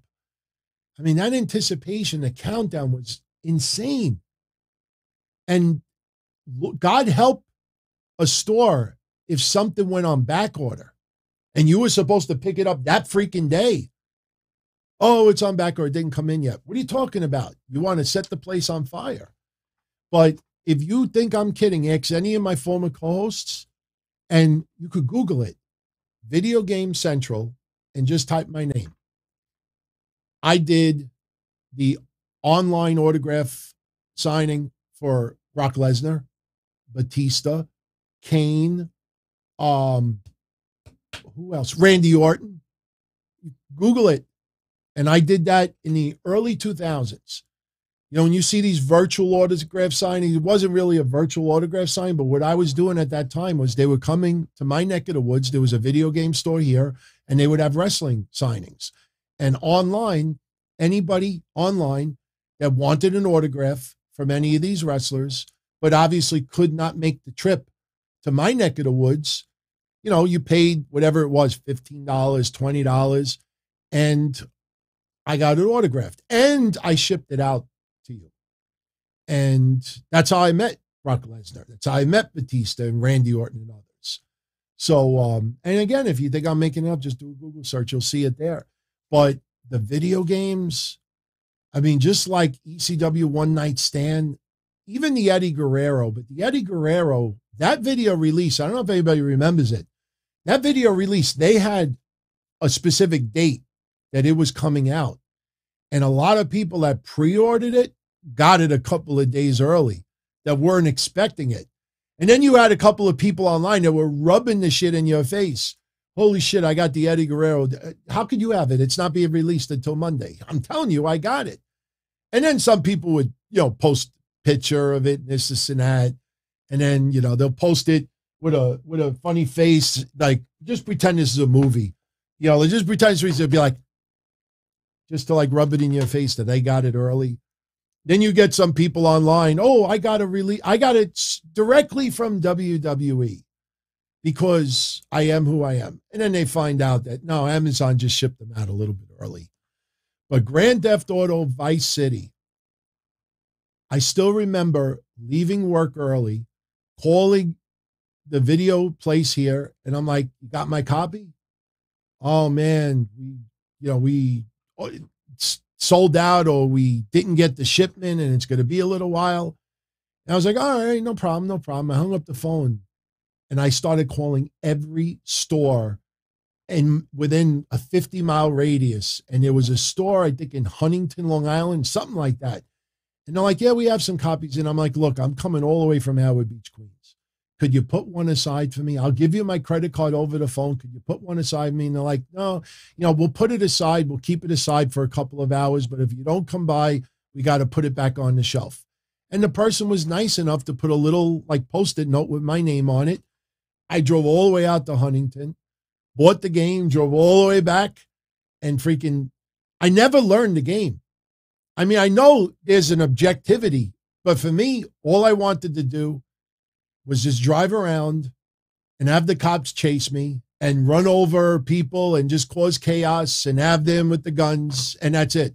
That's all I did with Grand Theft Auto Vice City the entire time that I played it until I got tired of it. I would try to do it. You walk around the street, you go into a building, you're supposed to do this. And I'm doing it for a few minutes. And then that's it. It's just, okay, everything goes off the rails. And the next thing you know, I'm back in the car and I'm running over a person and the sirens are on and they're trying to shoot me and trying to kill me and then wasted. That's it. WCW video games were great too. The one with Raven on the cover was great. what was it, WCW version? I think we talked about it recently. NWO, WCW. That was a great one. So, but that anticipation is what has really been lost. You know, I mean, it's nice. And look, they announced on the WWE Network, oh, Monday, we're going to release this. Oh, that's nice. It's not personal. You know, the idea of getting a box in the mail, you know, getting a shipment and opening the box and seeing it. I still have all my DVDs. I don't need them. I mean, I'm sure if I put them on eBay, I'd probably get $2 for them, you know, but it's more of an emotional attachment. Like, because I remember like getting it, like, great memories, man. Great memories. Yes, Jeff, I didn't want to say Polizia on the show because, you know, that could be interpreted in a lot of different ways. Capiche? Capiche. Hey, how you doing? Tony D'Angelo. I was Tony D'Angelo before Tony D'Angelo had pubic hair. Oh! All right. Before we jet out of here, I'm going to now put the chat room on the screen because we have the return. And I know we didn't do it for a little while, but we are returning the Blackhearts Year End Awards. The 20-year tradition returns. It still blows me away that we've been doing Blackhearts Year End Awards for over 20 years. So this is what we're going to do. I'm going to show you something, and we'll have a good laugh out of it.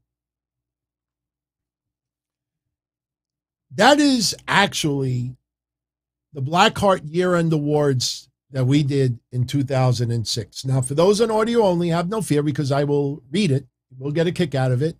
Now, I don't have the results offhand. We did a podcast for that. But I'm posting it on the screen to show you how much has changed in 15 years and how much has not changed in 15 years. So here's the deal. We're bringing back the Blackhearts Year End Awards, and what I am going to do, and look, I think the easiest way for me to do it is in the community section on YouTube, and I will also put up threads on Patreon as well, because not everybody's a subscriber on YouTube, and I would love for everybody to be a part of this.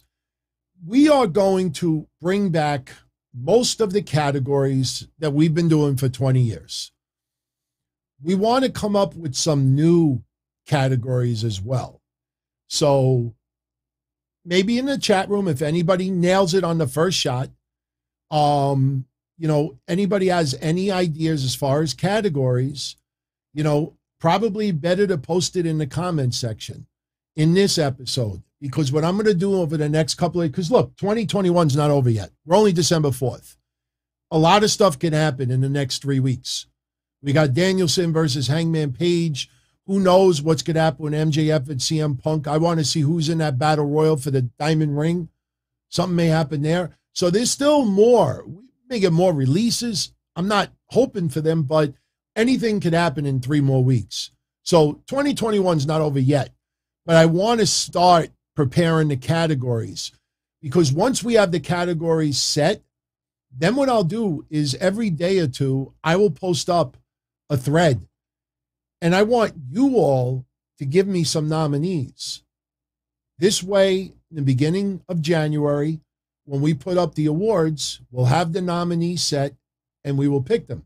Now, some of the categories that you're going to see now will be brought back.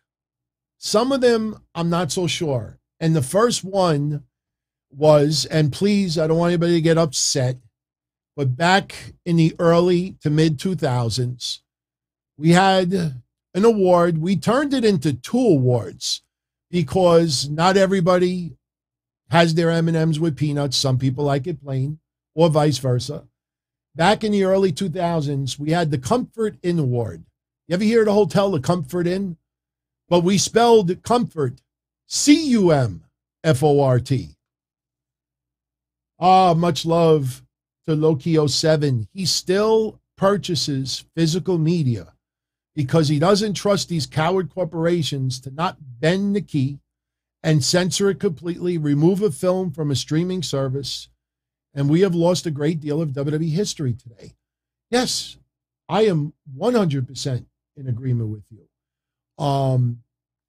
As far as being pulled from corporate, I'll take this down for a minute. As far as being pulled from corporate, usually when something is posted online, you'll find it. I mean, I still find Nitro episodes, Raw episodes, the original airing, because I want to hear the regular music or something's not censored. The only problem is most of the people who put this stuff online don't know how to do it. And usually the quality is tragic.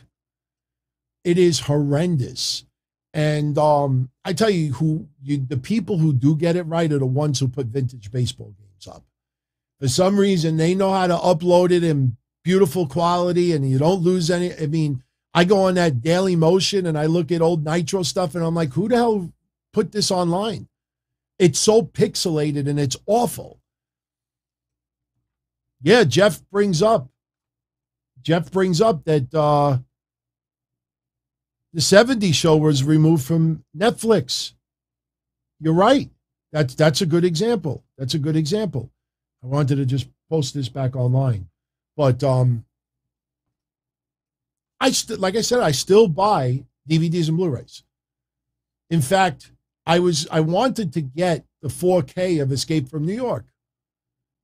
I don't know how good the 4K is going to look. I have a 4K TV, but 1982, John Carpenter, there's only so much you could digitally enhance something. But yeah, the biggest fear for me, low-key, is the censoring. I mean, I know it's very minuscule, but I think about Roddy Piper with the Two-Face, with Bad News Brown. Yeah, at the time, even though nobody called him a racist, but people were just baffled. He was trying to say, like, he's every person. He's black, he's white, he's every person. But in 2021, it's just interpreted a whole different way, and boom, got pulled. Gets a little outrage up, boom, this gets pulled. Little bit of, boom, this gets pulled. My God, look, I have changed a lot of my views about President Trump. I have a lot of things about him that I am not happy with anymore. I wish he would have been more compassionate in a lot of ways. And don't get me wrong, I'm not taking back that I supported him. But I will say this. The fact that movie networks edited out Donald Trump's appearance in the Home Alone movie is pathetic. It's absolutely pathetic. That just goes to show you the power of these companies. But for me, the number one will always be that anticipation, the personal attachment. You ordered it with your own money. You're waiting for it. You're counting down the days, or you drove, you got it on pre-order. You get the phone call, hey, your movie's in, your tape's in, come pick it up. And you just can't wait to get it home. In fact, even like when you're driving home, you pull the saran wrap off as if you could play it in your car, which you can't. So anyway, let's get back to these awards. So what we're going to do is we're going to flash back on these awards of what we did back in 2006, which was 15 years ago. Now, wait, what did I do here? I know what I did. Have patience. Now it should pop up. 3, 2, 1. Let's go. Show me. There we go. Good. Back in the 2000s, we had the Comfort Inn Award. And that was the diva you wanted to spend the night with. Now, keep in mind, back then, WWE was doing bra and panties matches. They were doing some very risque divas videos. We had Girls Gone Wild. I think it was hosted by Stacy Keibler and others. So if anybody gets offended at that category in 2021, understand the time period that we're talking about. So I don't know if we should bring this category back, because I could only imagine people on social media just having a meltdown like, oh my God, in the year 2021, that's how people are looked at, as just like a piece of ass. So believe it or not, in 2006, we added a male version of it.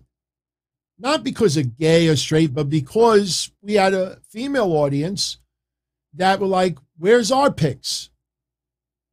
They weren't against this. They were like, where's our picks? So we actually came up with a male version too. So yeah, the Girls Gone Wild stuff I was pretty surprised when that stuff came out. Pretty surprised. So I'll be honest with you. I think the Comfort Inn Award will probably keep it retired. But if you are curious, back in 2006, the nominees, and this was, as far as everybody's responses. And if you look, I'm going to scroll, but if you go, I don't know if you could see it. Yeah, look, there was the Fatty Award. You see that over there? Yeah, let me see if I could. Oh, I can't maximize the screen. You know what? I can.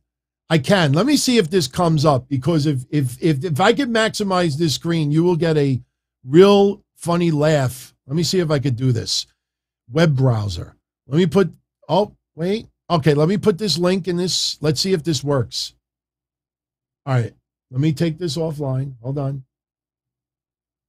Let me see if you could see this. I think you can. I can't zoom in. If you could look at that up close, I'll read it to you. It says, once again, the Blackhearts Year End Awards, and I'll just read you some of the categories. The polls will be open until January 10th, 2007. The following Monday, we will present a special Minority Report episode revealing the winners of the Blackhearts Year End Awards. It will be fun, and we have additional categories suggested by viewers, such as the Pat Patterson Award, the Fatty Award, and much more. And we had gotten 50,000 votes at that time. 50,000. Okay. Now, let me take this out of here. There we go. All right. The Fatty Award. Somebody actually came up with the Fatty Award, and a lot of people like, yeah, go with the Fatty Award. Let me see. I don't know if I could. Yeah, I can pull this up a little bit. All right. So back in 2006, the majority out there voted for these nominees of the Comfort Inn Award, the female that you wanted to spend the night with. The choices were Melina, Kelly, Trinity, Mickie James, Ashley Mazzaro, God rest her soul, Maria Kanellis, and Ariel. Pretty interesting. 15 years later, I think some of these names, if we did a poll like this as an award, I think they would still show up. So, yeah, that was the voting back then. So, like I said, I think we're going to probably retire that one. You could put your choice from that list. I mean, based on 2021, would you? Some of them? I don't know. I mean, I will not answer that. All right, so now we move up to Buried Alive Award.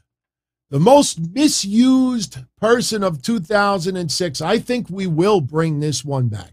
This one has to come back. So the choices were Ron the Truth Killings, Elix Skipper, Charlie Haas, Sabu, Shark Boy, Super Crazy, Carlito, and the Sandman. So I have categories here, so I'm going to mark them down as we go along. So I don't think we have the Buried Alive on here, so I'm going to put Buried. So we're definitely bringing back Buried. But that was the choices in 2006. Now remember, this was the WWE ECW at that time. So those were the choices back in 2006.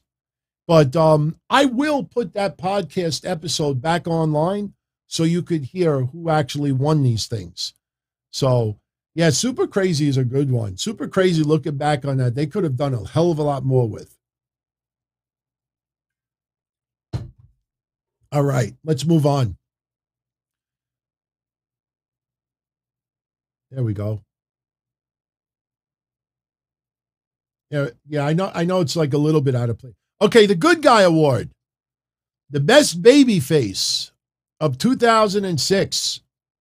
And your choices were Batista, John Cena, Sting, D-Generation X, Rob Van Dam, AJ Styles or Christopher Daniels, because they were mostly a tag team, I think, Rhino, The Undertaker, or Bobby Lashley.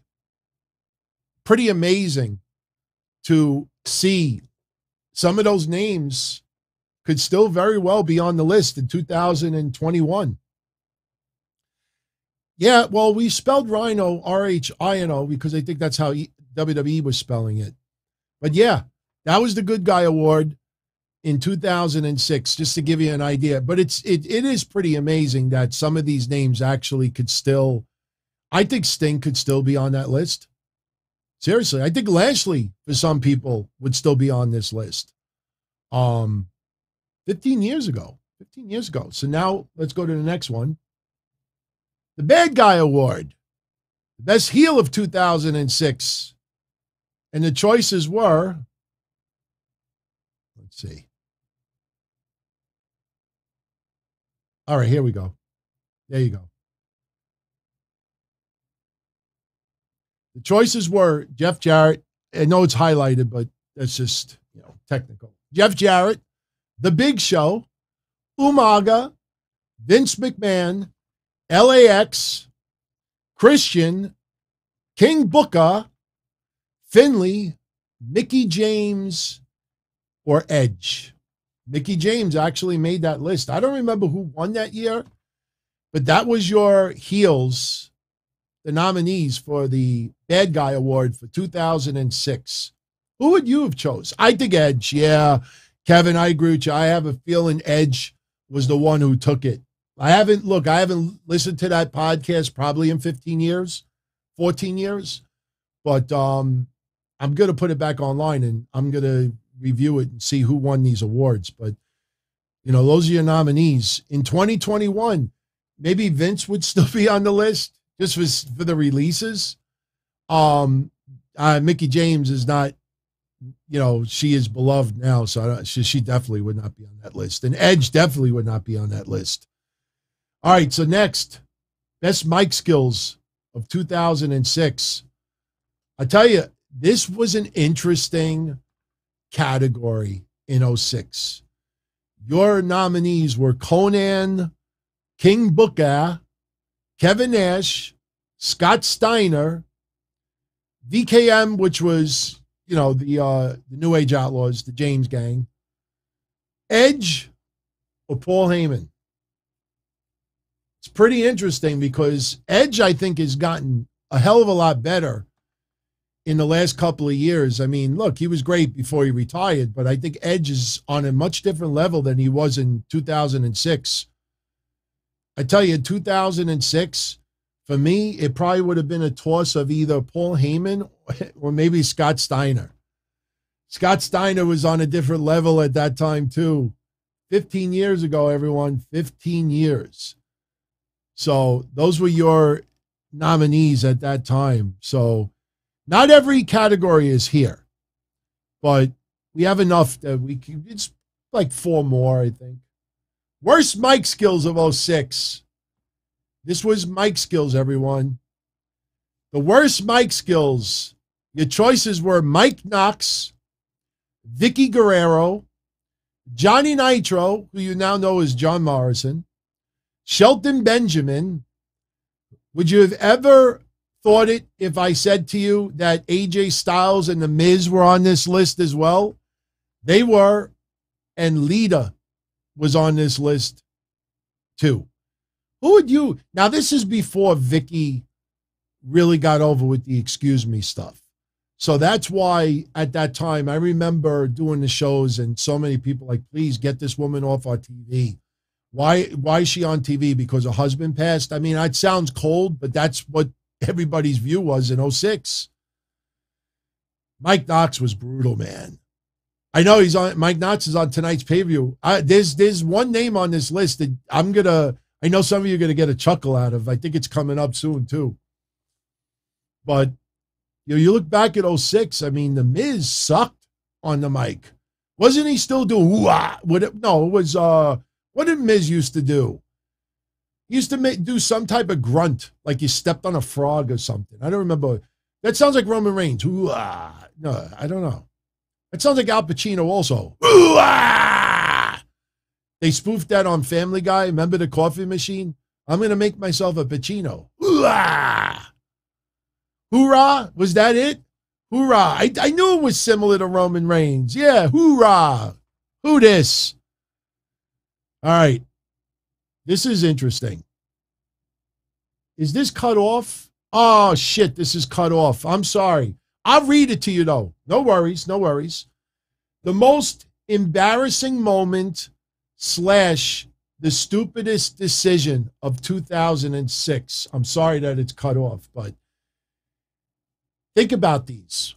Either the most embarrassing moment or the stupidest decision of 2006. These were your nominees, and this is going to bring back memories for everybody. Number 1, ECW's December to Dismember pay-per-view. That pay-per-view was the drizzling shits. In fact, I think the anniversary might have been yesterday or today. Rob Van Dam and Sabu getting arrested. This is when RVD was the double champion. Remember that? The WWE God angle when Vince McMahon was going to face God. Remember that? Vicky Guerrero on WWE TV. Rey Mysterio Jr.'s world title run. Yes, that was a nominee. A lot of people in 2006 did not like Ray as the champion. The Big Show versus Batista on ECW TV. This match sucks. This match sucks. That is, for me, a highlight. That was brutal. That was brutal. How many of you remember this? I know you can't see it, but I have it highlighted. How many of you remember Kane versus Kane? How many of you remember Kane versus Kane? I guarantee you, when this show is over, some of you are going to Google it like, huh? What, Kane versus Kane, 2006? Yes. Kane versus Kane. All right, the others. Melina and Johnny Nitro's Raw press conference. I will admit I have to get a refresher on that one. For it to be on this list, it must have been horrendously god-awful. Yeah, Luke Gallows was the imposter Kane. I gotta look that up again. I honestly, I kind of remember it, but I don't. I gotta check that out. All right, Melina and Johnny Nitro's Raw press conference. I gotta refresh that later. I gotta look that up because I honestly don't remember that one at all. WWE's Big Dick Johnson character. Remember the fat, oily guy? They were doing that in 2006. And then the last one on the list, and I honestly, if I were to look back on this, this would be one of my top choices. Abyss winning the TNA Heavyweight Championship by disqualification. Abyss won the TNA Heavyweight title by DQ. Kid you not. Wrestler of the Year, 2006. Oh, I see one coming up that's cut off again, but that's okay. I'll read it to you. The Wrestler of the Year of 2006, your choices were Samoa Joe, Edge, Kurt Angle, Rob Van Dam, AJ Styles, Jeff Jarrett, or Shawn Michaels. Tell you, looking back at that year, I don't know, man. Shawn Michaels, nah. Jeff Jarrett, no. Just because he's Jeff Jarrett, all due respect. RVD kind of screwed up his year by getting pulled over and arrested. I would probably go with either AJ Styles or Kurt Angle. I think Kurt Angle. Kurt Angle, when he showed up in TNA, man, that was freaking epic. It's real. It's damn real. Charlie, why are we searching 2006? Because we are bringing back the Blackhearts Year End Awards for this year, 2021. And a lot of the categories that you see here, we are bringing back as well. So just for fun, we're flashing back to 2006 to see what was going on 15 years ago with these categories. Some of the names, believe it or not, would qualify, I think, even today. So this one is cut off, everyone. I'm sorry, but I'm going to read it to you. You'll get a kick out of it, I promise you. The most memorable moment of 2006. Now, I know it's going to happen. Everybody's going to say for 2021, it's probably CM Punk returning. But in 2006, get a load of these choices. Some of these you probably haven't thought about since 06. Most memorable moment of 06. Kurt Angle's TNA debut. Randy Orton RKOing Hulk Hogan on the car. DX reuniting on Raw. Rey Mysterio winning the Royal Rumble. Rey Mysterio winning the heavyweight title. Yes, believe it or not, it was one of the stupidest decisions that was not picked as a nominee by the fans out there, and it was also one of the most hated. Rey Mysterio wins the heavyweight title. Most memorable moment. Rhino burns the ECW heavyweight title. How many of you remember Rhino burning the ECW heavyweight title? The chance of change the channel when Big Show took on Batista on ECW TV. Change the channel. Change the channel. Mickie James licking her fingers at WrestleMania 22. I know that's Mish's pick. That is definitely Mish's pick.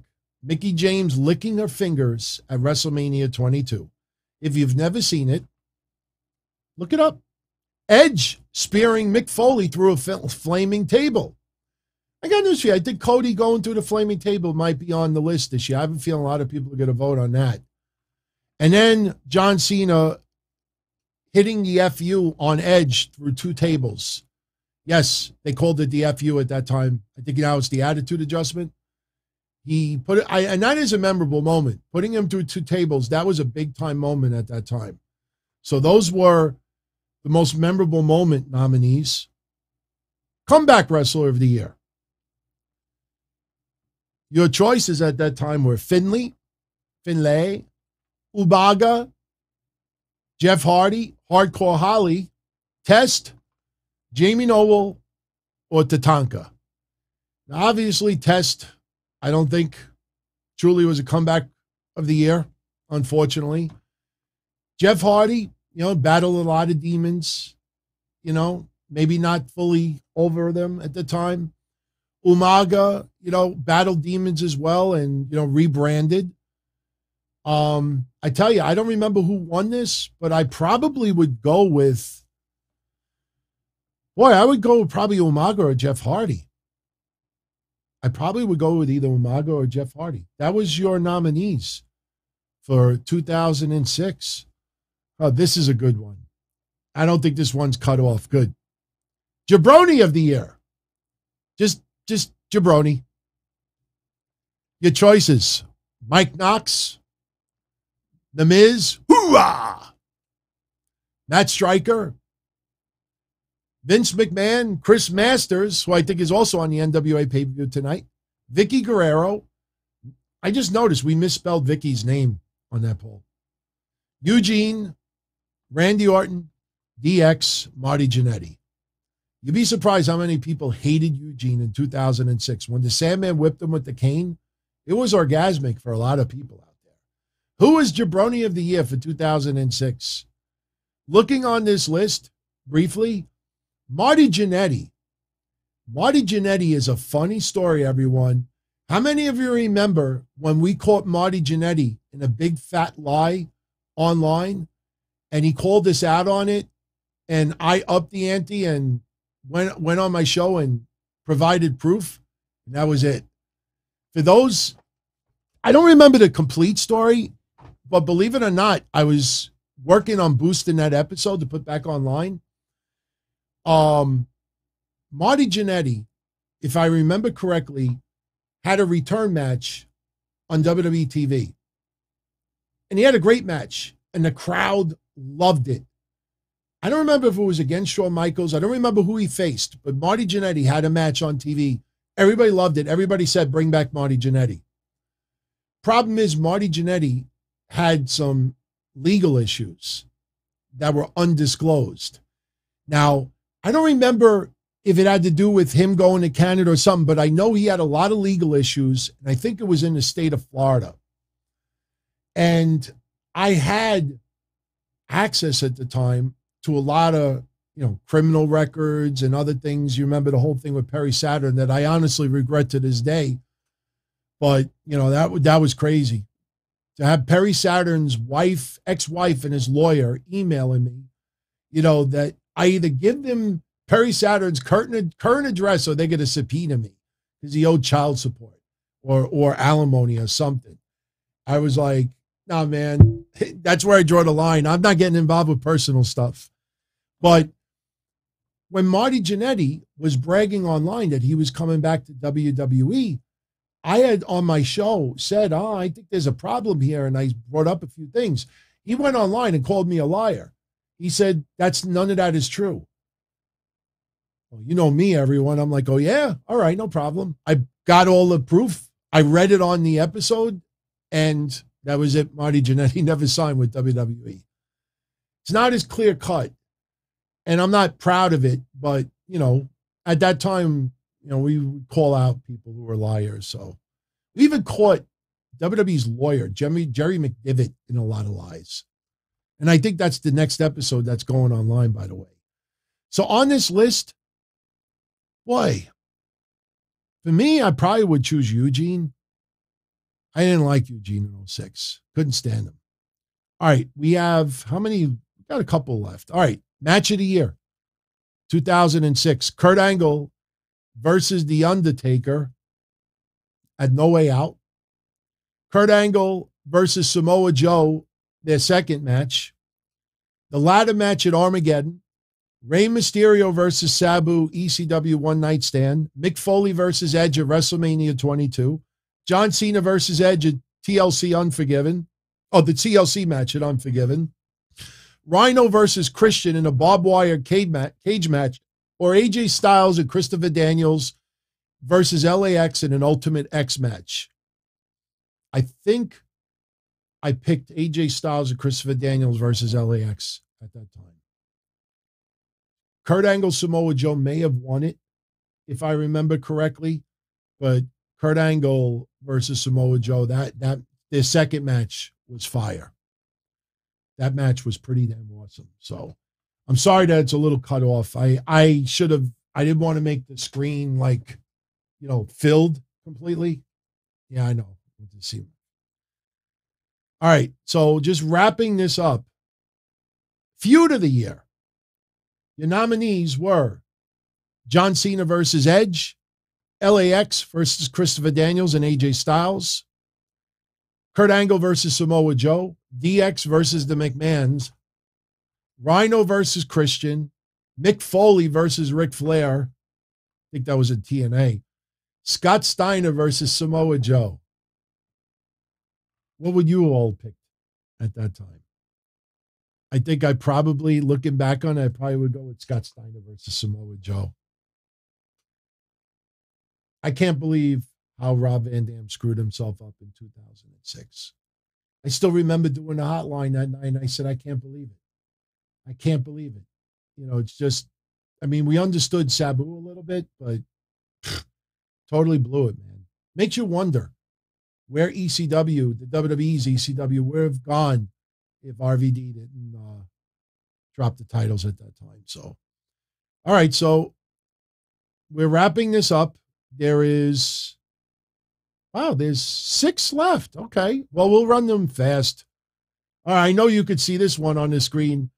And honestly, everyone, the only reason why Taz was on this list was because in 2006, if you took a shot of alcohol, every time Taz would go, whoa, whoa, whoa, whoa, whoa, whoa. That brings back memories. That was so annoying, man. Every time he was on SmackDown, Taz. Look at it. Whoa, whoa, whoa, whoa, whoa. Sounded like the Lost Stooge. He was a member of the Four Stooges.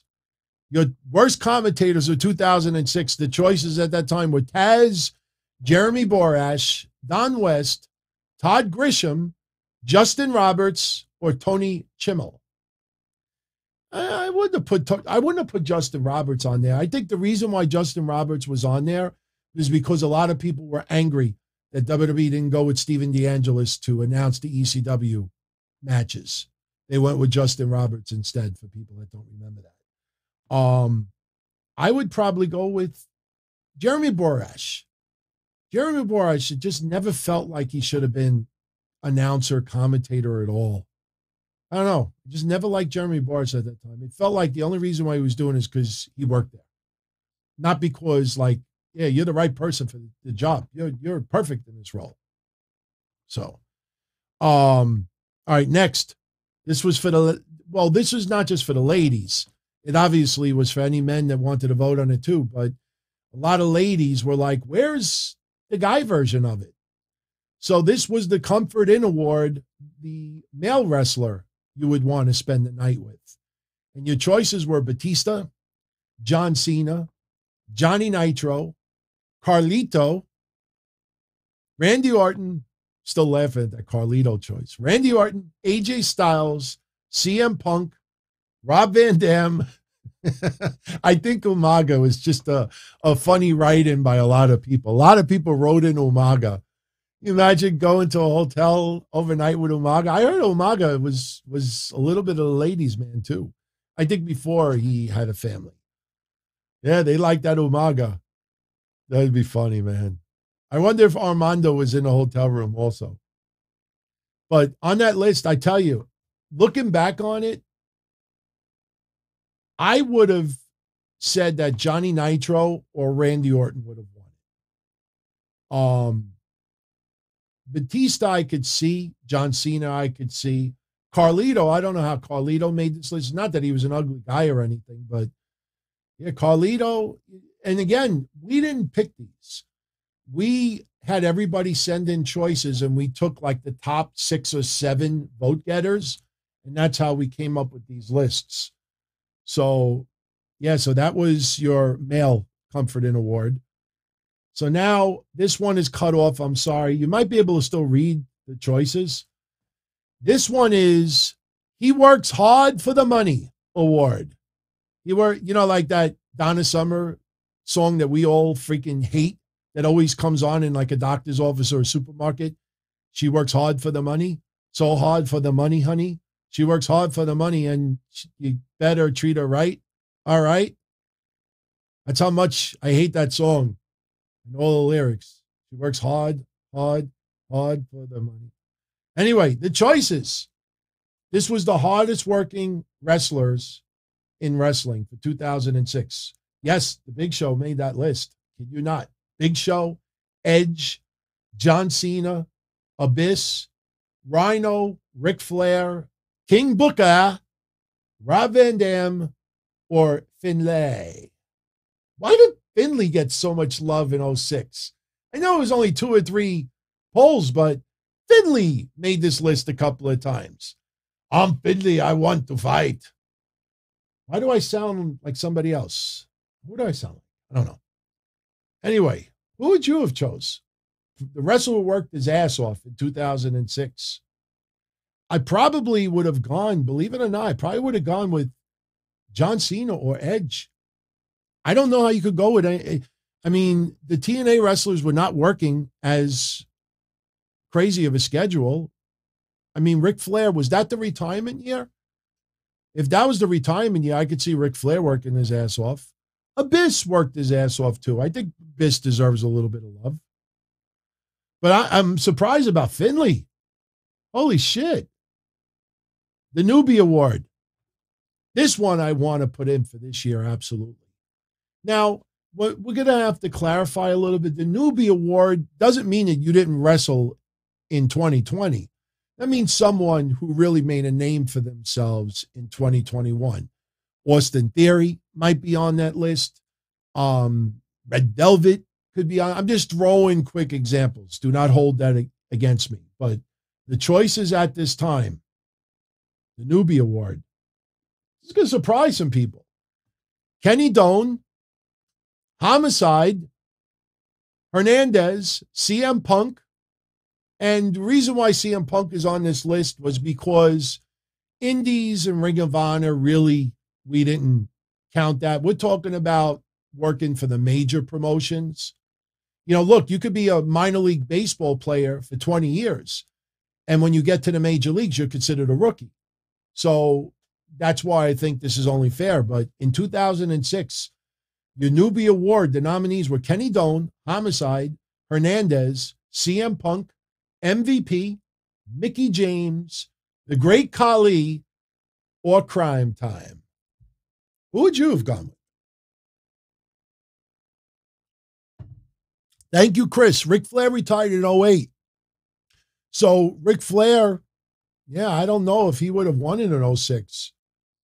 It wasn't his retirement year, so I wouldn't have chosen Ric Flair. I'm a little surprised looking back on that. On this list, I honestly, now look, you look at CM Punk and what he's done in wrestling in 15 years, and obviously it's Hall of Fame. But you got to think of CM Punk in 2006. How much was he really doing in ECW? You know what I mean? So 06, you know, if you want to go with him as a Rookie of the Year, I could see that. Yeah, I could see Rick Boogs being on the list for this year, Kevin. I could see Rick Boogs. I wouldn't vote for him. But, yeah, I could see that. I don't know. For me, 2006, I think Mickie James. Seriously, I think Mickie James should have gotten it, and maybe she did. Just what led to the feud with her and Trish Stratus. And I'm doing it in a very G-rated way. I don't think anybody wants to see me lick my fingers like Mickie James did. Or what Mae Young used to do. Remember Mae Young? Was that the court case? Vince had Eric Bischoff on trial, and Mae Young was in the courthouse, and she looked at Eric Bischoff, and she went, like, I swear to God, I'm not kidding. How do I remember these things? So who would you have chose, everyone? I don't know. I probably would have gone with Mickie James. All right, this is the good one. This is a good one. The Pink Slip Award. Now, it's going to be hard this year because so many people did get the Pink Slip. Maybe we got to do us. We're going to do, actually, I just realized it. We're going to do one this year called Seller's Remorse. The one wrestler that should not have been fired. I like that one. What do you all think about that one? Seller's Remorse. We'll do that category this year. Of all the releases in wrestling, period, the one that should not have been released. I think we got to go with that one. But for this one, check out these nominees. This was the Pink Slip Award in 2006. The wrestler that should have been fired. Your choices in 06 were The Miz, Mike Knox, Matt Stryker, Eugene, Vicky Guerrero. I got the spelling right this time. Taz, Scotty 2 Hotty, Lance Cade, Chris Masters. Lance Cade was on that list. Believe it or not. Unbelievable looking back on that. Yeah, Elijah. Yeah, buyer's remorse too. Absolutely. We do a buyer's remorse. You know, that actually buyer's remorse could actually be a Pink Slip Award, you know, but buyer's remorse, yeah, that could replace Pink Slip Award. I think buyer's remorse would be the way to go. So those were your choices in 06. I tell you the truth. I think The Miz won this one. And looking back on it, it makes you wonder what would have happened with The Miz's career if he would have been fired. Would he have gone to TNA? I don't think so. I don't think TNA would have picked him up. Ring of Honor would, if the fans would have eaten him alive. Can you imagine him in Ring of Honor? He shows up, you know, I'm Mike Mizanin. Hoorah! They would piss in their cups and throw it at him. I don't know if The Miz would have had this career. If he would have been like, I mean, there's always a chance he would have been brought back, but where would he have worked? All right, wrapping this up, everyone. The Comeback Award. The wrestler that you want to see in TNA or WWE. Believe it or not, these wrestlers were not in those companies at that time. Now, Scott Steiner, it's a little different because Scott Steiner, ignore Bobby Roode. That's the next one. But Scott Steiner was in TNA, and a lot of people wanted him back in WWE. So the comeback award, not comeback like, oh, comeback of the year. No, it's come back. It's like when somebody breaks up with you and they leave the house. No, come back. That's what we mean. Your choices were Brock Lesnar, Scott Steiner, Chris Jericho, D'Lo Brown, Canyon, God rest his soul, Buff Bagwell, Randy Savage, God rest his soul. Yes, a lot of people, because of the rumors after the Spider-Man stuff, and every year went by and we thought there was something was going to happen. Be a man, Hulk. Bill Goldberg, Juventud Guerrera. Looking back at 2006, who would you have liked on this list to be back? For me, it probably would have been either Goldberg or Chris Jericho. I wouldn't say Randy Savage. He was too old, and I'm just being honest. I would not have gone with Randy Savage. Hoovy I always loved. Hoovy I loved, but Hoovy obviously was too much of a problem. I mean, Hoovy could have kept his WWE career if he didn't go into business for himself in that match. If you don't know the story, look it up. So, yeah, Brock Lesnar, because he left to go play football. You know what? I got to go with Brock Lesnar at that time because this was right after the stuff he was doing when he threw that one-legged freak, Zach Allen, down the flight of stairs. I mean, he started cutting promos, charisma, smiling, and then he left to go play football. So I probably would have gone with Brock Lesnar. All right, so we only have two more, and then we're going to be out of here tonight. Who do you call the breakout star? Why does it say 2007? Oh, I know what this is. Who do you expect to be the breakout star of 2007, the following year? This was interesting. I don't recall who won this, but this is who you expected to break out in 2007. And your choices were Bobby Roode, Sylvester Terkay, there's a name from the past, CM Punk, Dan Rodimer, Alex Shelley, Kenny Doane. If it was 2006 still, I would have gone with CM Punk. There was so much momentum, even though he was getting, pushing ECW. I can't see how the masses would have voted for Sylvester Terkay. Too bland. Dan Rodimer, a lot of people hated. Alex Shelley, people like. Kenny Doane, I don't remember people being that into. I think it probably came down to Bobby Roode and CM Punk. So that was who we expect. I don't know. Maybe we'll bring back that poll. Who do you think is going to be the breakout star of 2022? And there's some names on that list that you could definitely come up with. You put Thunder Rosa on that list because it feels like Thunder Rosa has not gotten the breakout, push that a lot of people thinks that she has earned or deserves, or I don't know. That's going to be an interesting one to see what you all pick as nominees.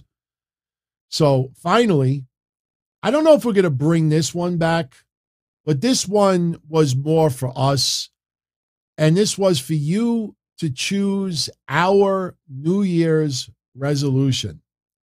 And this was, the Minority Report at the time. And it later became DTKC Show. And we asked everybody to vote one thing you would want for us in the following year, 2007.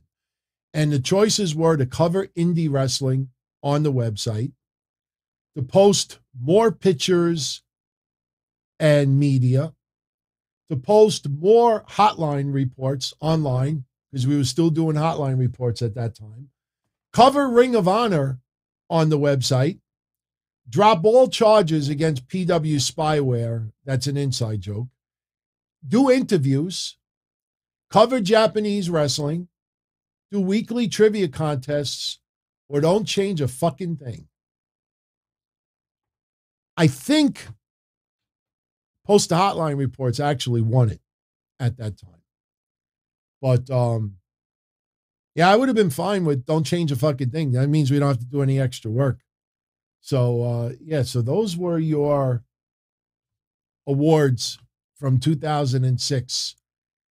For any of you that were not wrestling fans in 06, it gives you an idea, just a snapshot of what we thought about that year, the good, the bad, the ugly. For those that were wrestling fans at that time, you know, there's some moments there that I totally forgot about. But no, I didn't find the 9/11 hotline report. I have not found it yet. So, oh, what's this shirt? It's an Italian just. I'm the boss, capiche? Yeah, I'm the boss. Capiche? Do I have to? It's not going to be a thumbnail for anybody that's asking.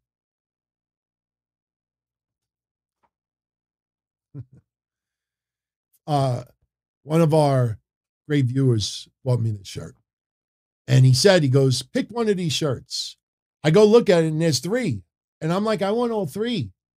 But he was buying me one. So he bought me this shirt and then I bought the other 2. I didn't get, yeah, I know CNN got rid of Chris Cuomo. It's about time. I mean, good for him for standing by his brother, brotherly love. You know, I know it sounds a little selfish, but good. He did things that he shouldn't have. He paid his CNN career as a result, and he's gone. There's nothing that could be done about it. So, Austin is saying it should be the thumbnail. I don't know. Was that good?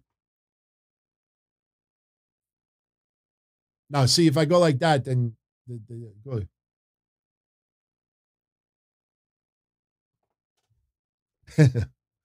Yeah, Chris Cuomo was let go due to budget cuts.